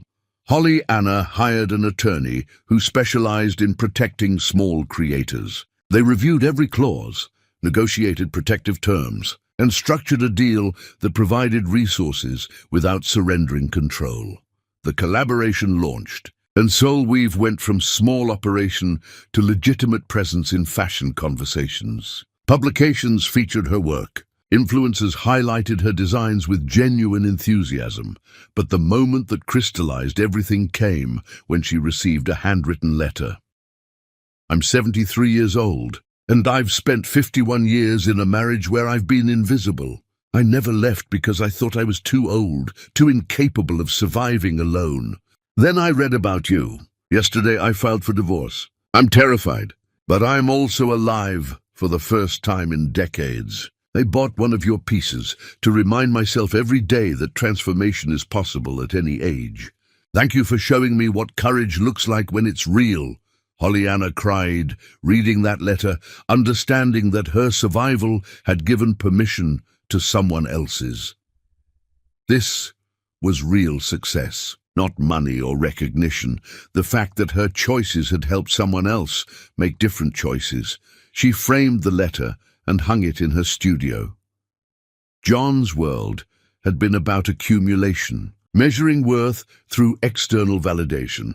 Pollyanna's world was becoming about connection, about helping people see their own strength reflected in her journey. She'd lost everything John gave her and gained something infinitely more valuable, knowledge that she could create meaning from nothing but determination. The fashion partnership continued growing. Her work appeared in contexts she'd never imagined, but every success felt secondary to messages from people who'd found courage through her example. Pollyanna had survived. More than survived, she'd transformed her, breaking into a blueprint others could follow, and somewhere in the city, John Baker was watching her rise with slow dawning horror of understanding what he'd discarded. Chapter 8. Parallel worlds, spinning toward collision. Success and regret rarely occupy the same space until circumstance forces their reunion. Pollyanna stopped checking articles about John, stopped wondering how he was handling consequences or whether he'd learned anything. She'd spent enough years centered on his orbit. Continuing to track his trajectory would only interfere with her own forward motion. She focused instead on sustainable expansion. SoulWeave needed more space, more infrastructure. Pollyanna moved the operation into a proper workshop with dedicated sections. She hired a business manager who understood creative enterprises, someone who could handle logistics, while Pollyanna focused on design and authentic customer connection. The pieces evolved as she healed. Early work carried raw pain and sharp edges. Newer designs incorporated more fluidity, gentler curves, suggesting peace emerging from chaos. People responded to the evolution, seeing their own healing journeys reflected in her aesthetic transformation. Pollyanna began teaching workshops for women leaving difficult situations, sharing not just techniques, but the therapeutic process of creating beauty from brokenness. These sessions filled immediately, participants hungry for guidance from someone who'd walked ahead of them.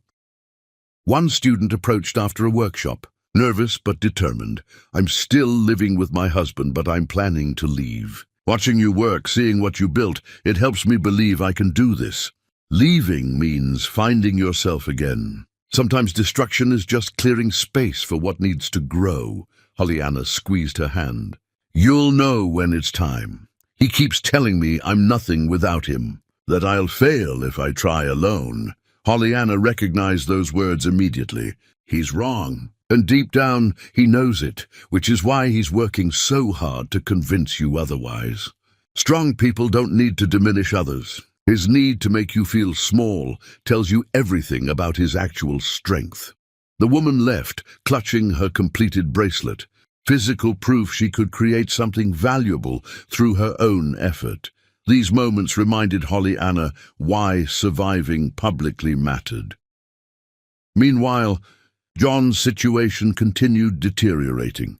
His financial structure eventually stabilized after expensive legal processes to remove Pollyanna's signatures. But damage extended beyond frozen assets. Partners questioned his character after details leaked through social channels. His father barely spoke to him, disappointment manifesting as near total silence. The mistress had left months ago, attracted to power John no longer wielded absolutely. He'd traded his marriage for someone who'd never cared about him, just what he represented.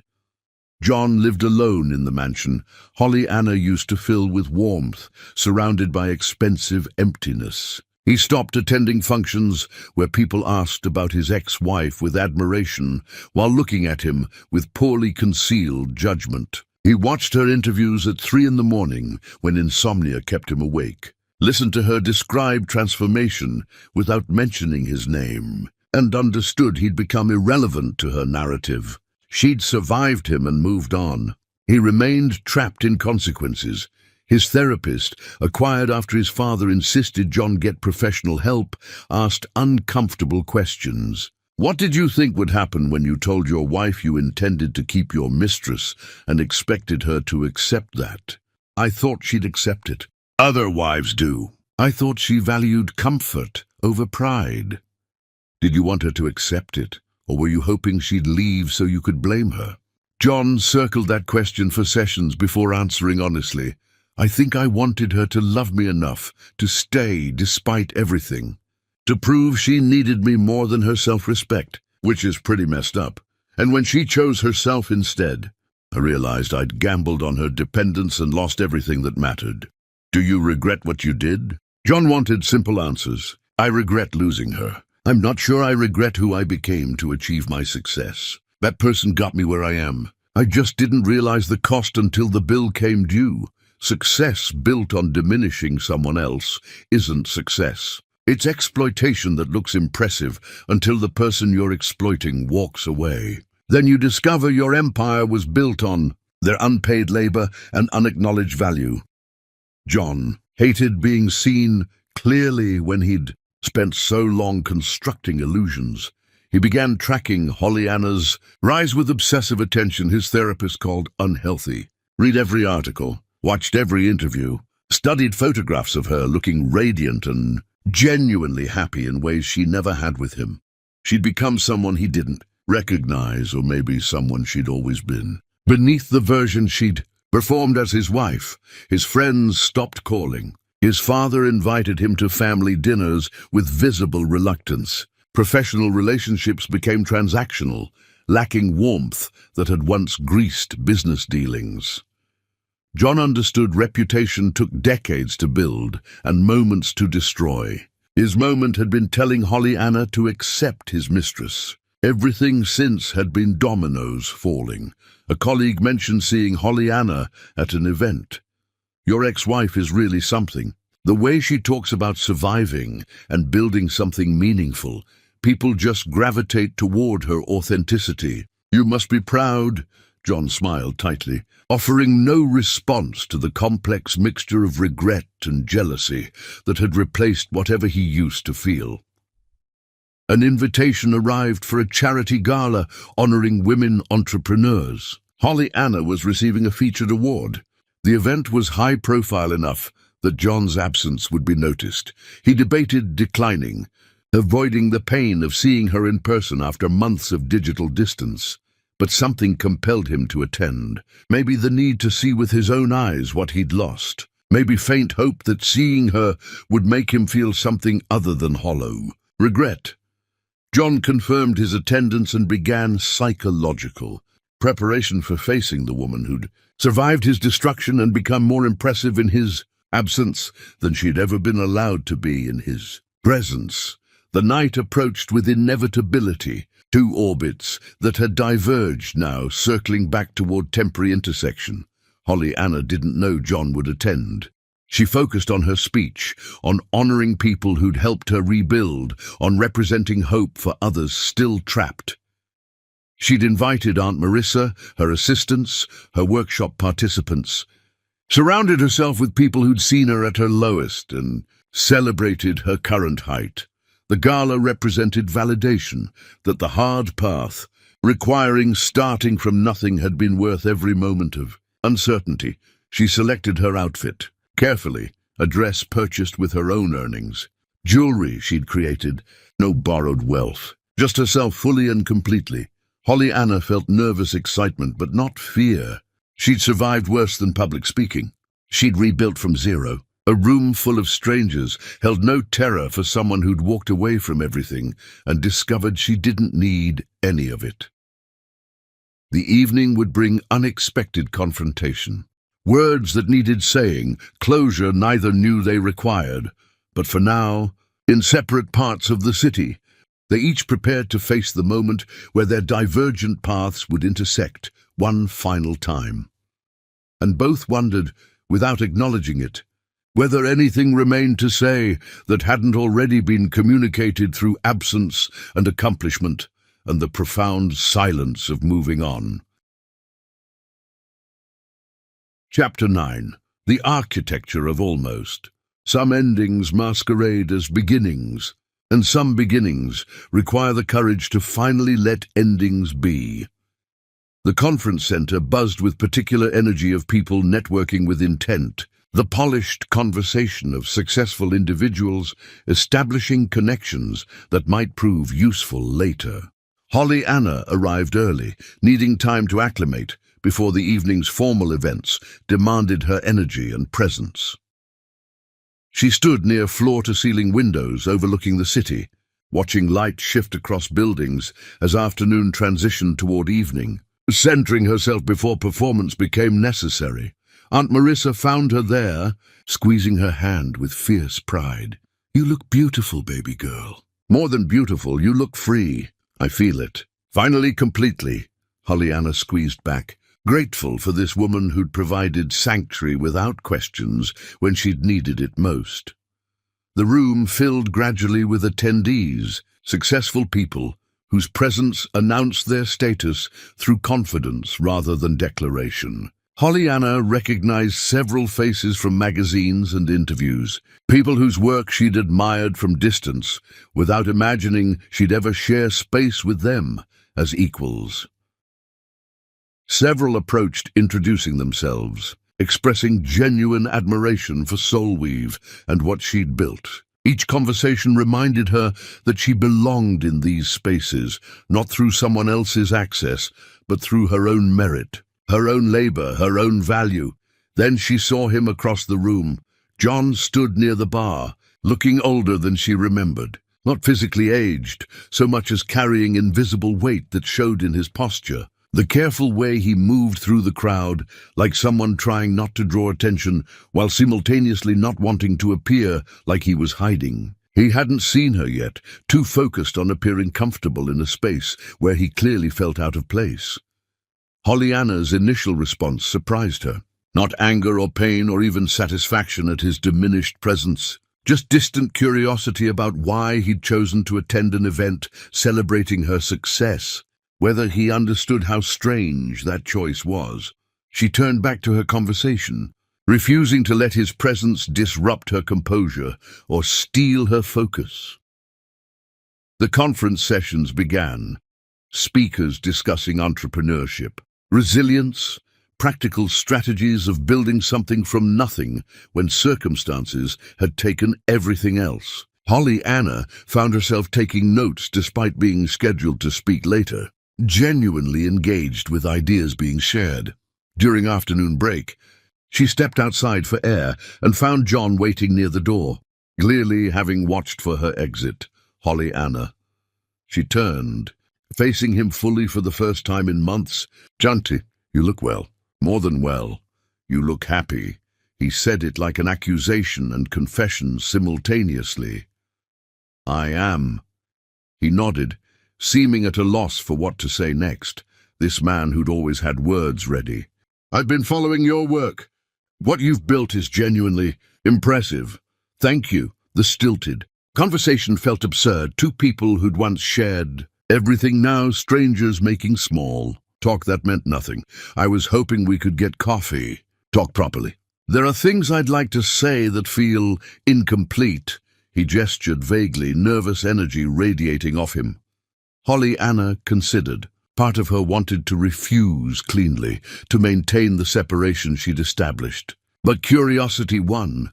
The desire to understand what he thought remained to be said after all this time.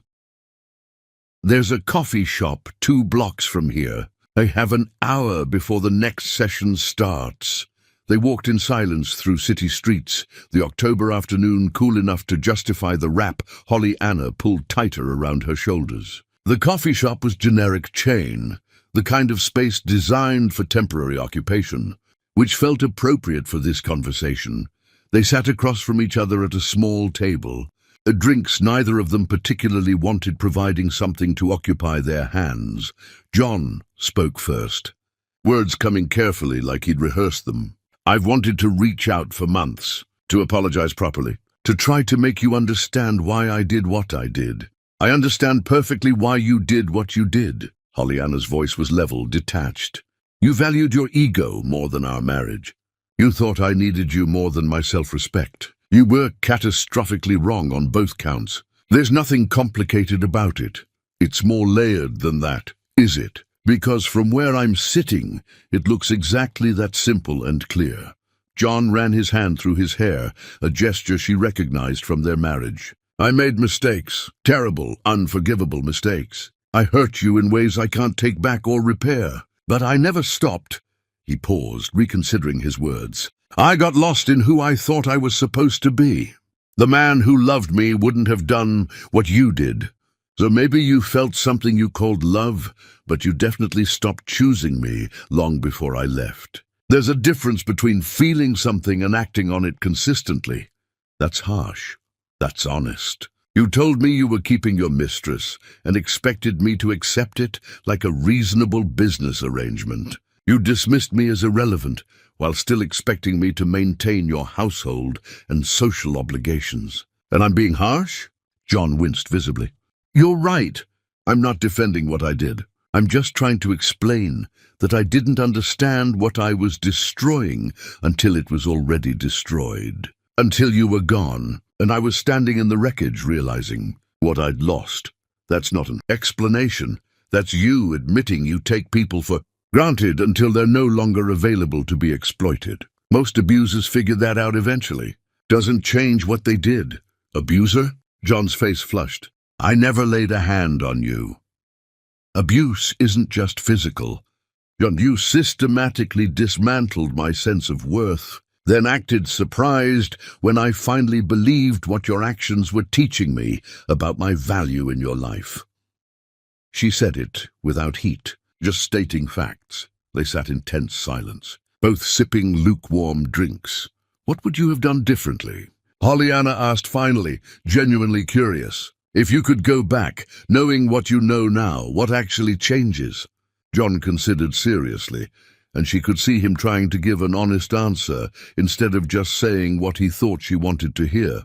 "Everything. I would have appreciated what we had, instead of always looking for something that seemed more exciting. I would have remembered that integrity matters more than ego or conquest. I would have chosen you every single day, instead of taking for granted that you'd always be there waiting while I did whatever I wanted."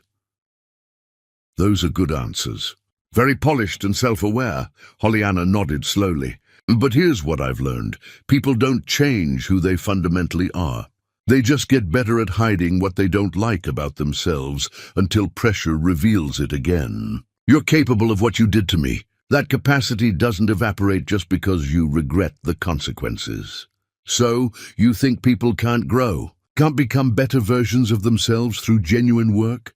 I think people can grow. I've grown more in these months apart than I did in our entire marriage. But growth requires acknowledging what's broken in us and doing the painful work to repair it, not just feeling bad about consequences after damage is done. John leaned forward. I am doing that work. I'm in therapy twice a week. I'm examining why I made the choices I made, what drives me to sabotage good things. I'm trying to become someone worthy of second chances, even if you'll never give me one. That's genuinely good. I hope you succeed. But your growth doesn't require my participation or forgiveness to be valid. You need to become better for yourself, and whoever comes after me, not to win me back. I'm not trying to win you back. He said it quickly, like he'd been accused of something. I know that's impossible now. I just wanted you to know I see what I couldn't see before, that you were the best thing in my life. And I destroyed it through arrogance and entitlement, and thinking I deserved more than I'd earned. Pollyanna studied him, seeing genuine pain in his expression. I appreciate you saying that. It doesn't change anything between us, but acknowledgement matters for both our healing. Can I ask you something? Go ahead. Do you ever think about the good parts, before everything fell apart? Do those memories mean anything now, or did what happened erase them completely? Pollyanna thought carefully before responding, wanting to be truthful rather than kind. They mean I was capable of genuine love once, that I gave myself fully to someone I believed deserved it. They remind me I have that capacity still, but they also remind me to value myself enough not to stay when someone shows me through their actions that they don't value me back. So yes, they mean something, just not what you probably wish they meant.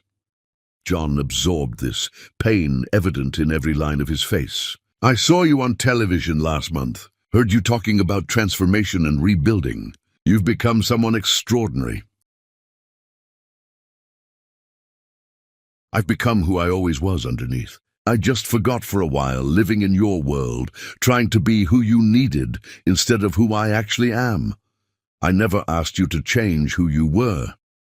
You didn't have to ask. Your expectations were clear without words, and I accommodated them because I thought that's what love required. I was wrong about what love requires. What does love require in your understanding now? Mutual respect that doesn't need to be demanded or negotiated. Genuine seeing of the other person, not just what they provide you. Willingness to choose them consistently, especially when it's inconvenient or costly. Things we had briefly at the beginning and lost slowly without either of us fighting to keep them. John looked down at his hands, studying them like they belonged to a stranger. I've become someone I don't particularly like. The man who told his wife he was keeping his mistress and expected her to be fine with it, that person disgusts me now. But I can't undo being him. I can only try to become someone different going forward. That's all anyone can do. We don't get to erase our worst moments or pretend they didn't happen. We only get to decide whether they define us permanently or become lessons we actually learn from. Did I define your worst moments? Pollyanna smiled sadly, understanding the question beneath the question. No, my worst moments were the ones where I accepted less than I deserved because I'd convinced myself your version of love was enough, that asking for more was being unreasonable or demanding. You participated in those moments, but I allowed them. That's on both of us. They finished their drinks in heavier silence, both recognizing that nothing would be resolved or restored here. This conversation was autopsy, not resuscitation, examining what died and understanding why, but not bringing it back to life.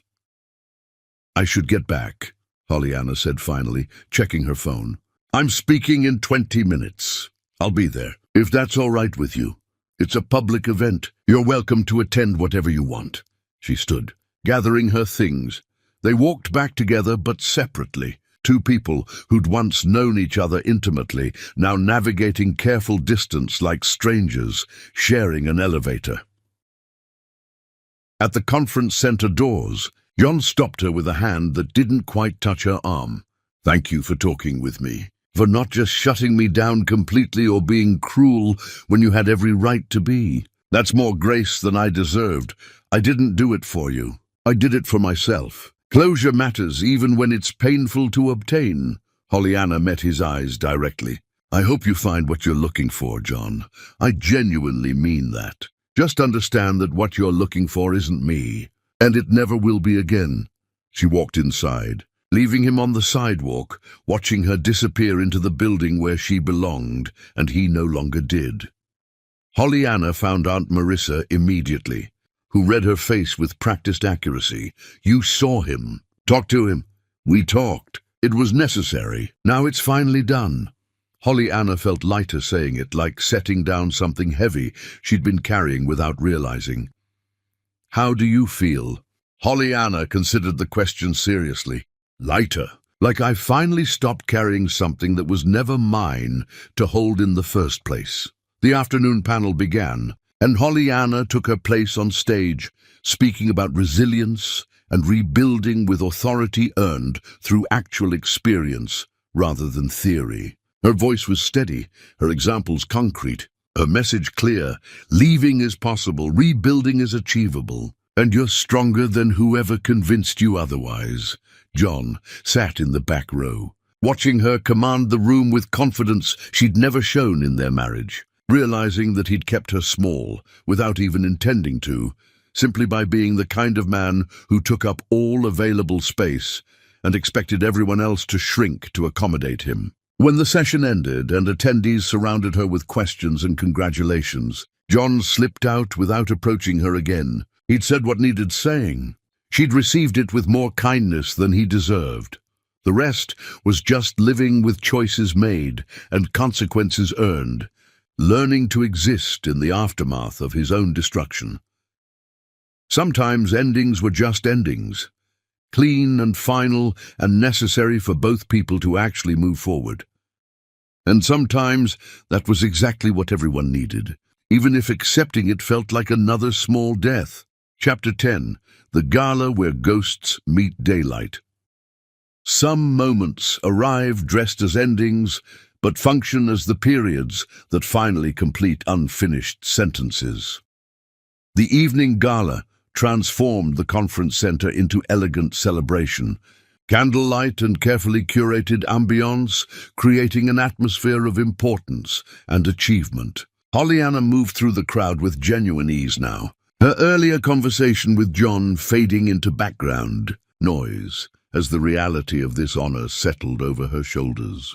Like a cape she'd earned, she'd been invited not as someone's wife or because of borrowed status, but because of what she'd built with her own hands, from absolute nothing. That distinction meant everything.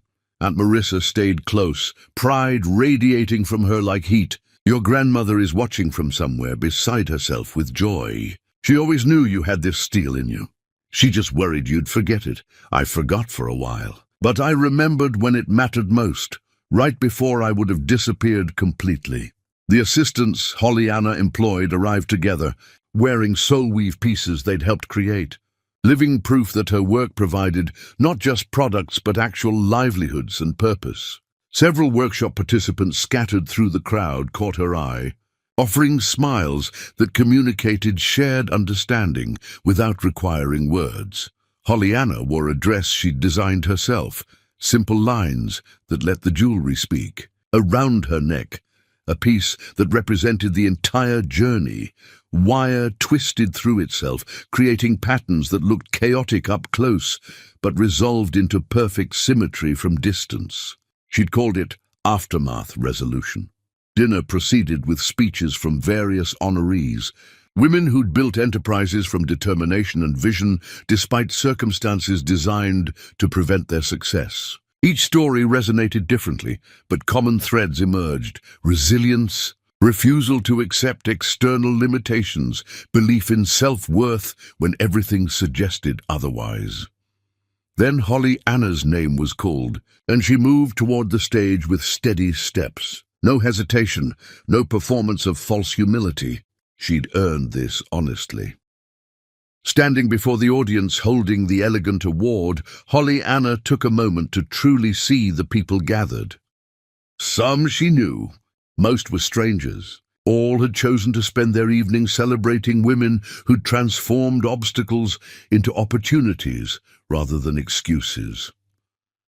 I'm supposed to thank people right now, and there are many who deserve acknowledgement for helping me reach this moment. But I want to start by thanking someone who probably isn't comfortable being mentioned. From the back of the room, John shifted in his seat, suddenly visible to her despite the crowd between them.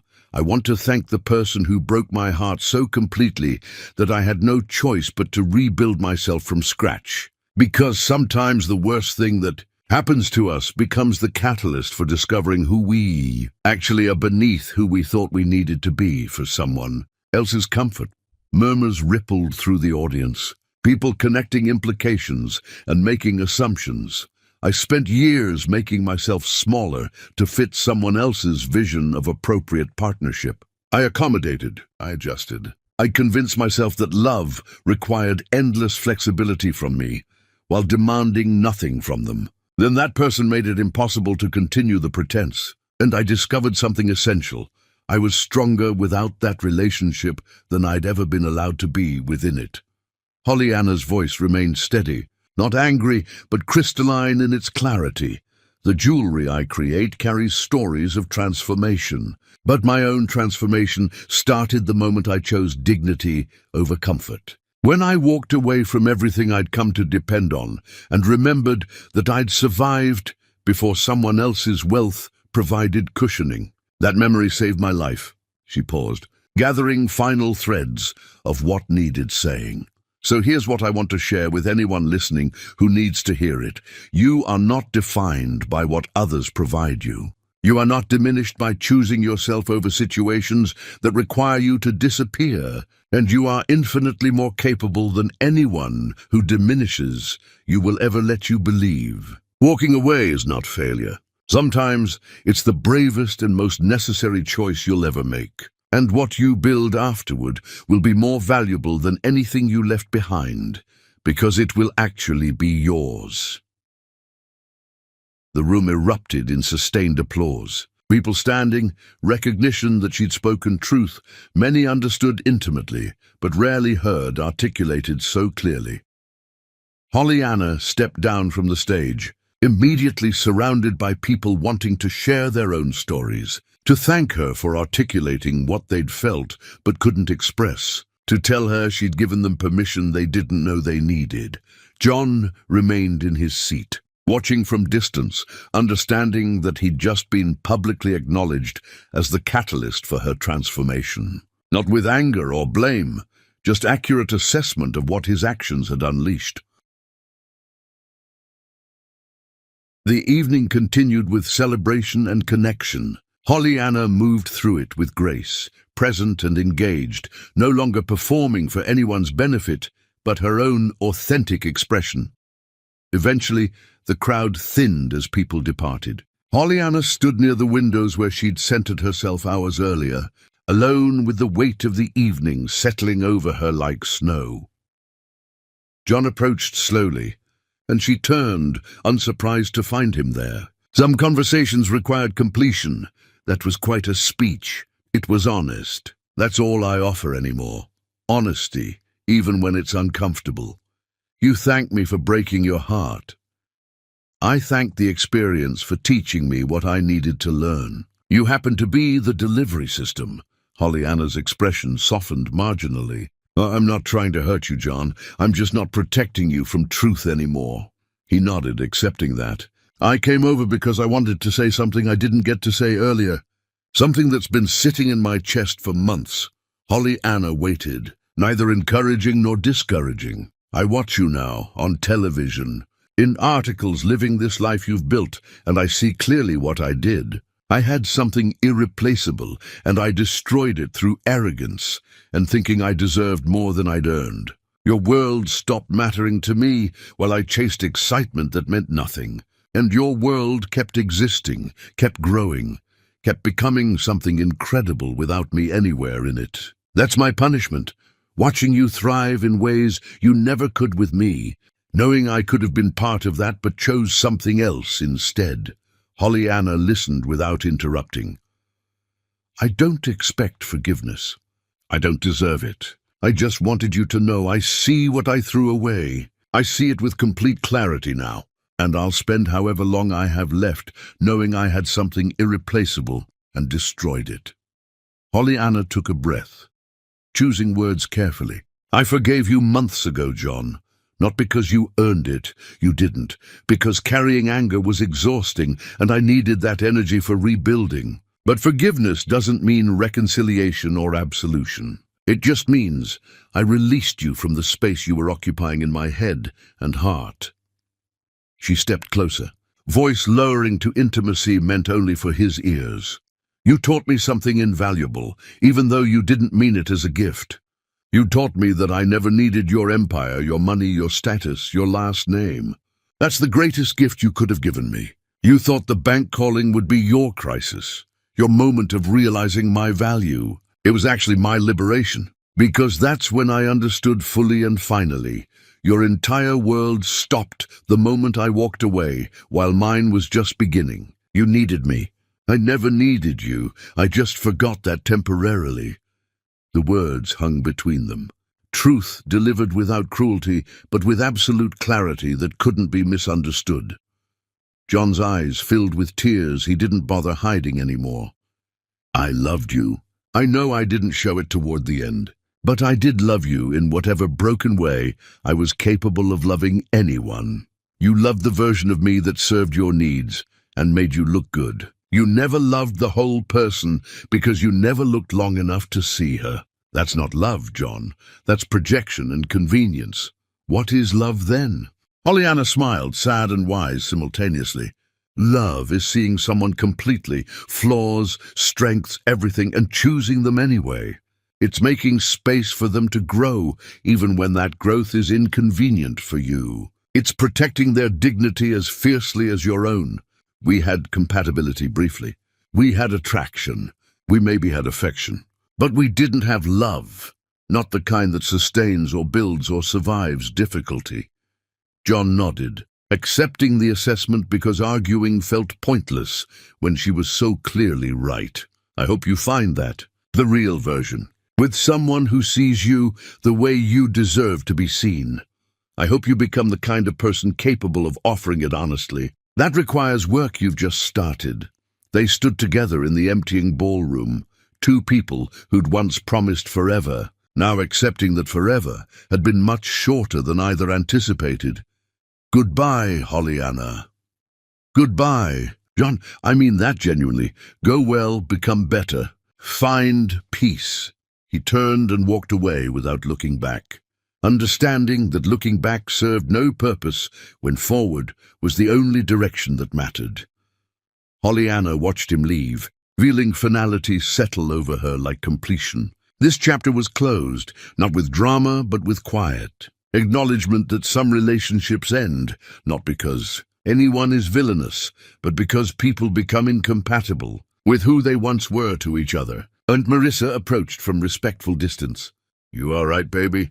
I'm perfect. Finally, completely perfect in ways I've never been before. They walked out together into October night air, carrying the promise of winter and eventual spring. Pollyanna looked up at stars barely visible through city light, thinking about her grandmother, who taught her that survival was knowing when to stay and when to leave. She'd learned the lesson, paid the price. Now she got to live the wisdom earned.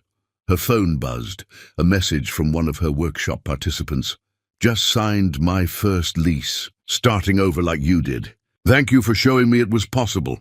That message meant more than any award ever could. Pollyanna smiled, genuine and unforced, the expression of someone who'd walked through fire and emerged, not just intact but transformed, into something stronger. She'd survived, thrived, become. living proof that walking away from what diminishes you makes space for what elevates you. And somewhere in the city, John Baker drove home alone to a mansion that would never again feel like anything except a monument to everything he'd lost through his own choices. Both would wake tomorrow and continue living the lives they'd chosen. Only one of them would wake up happy, free, and finally whole.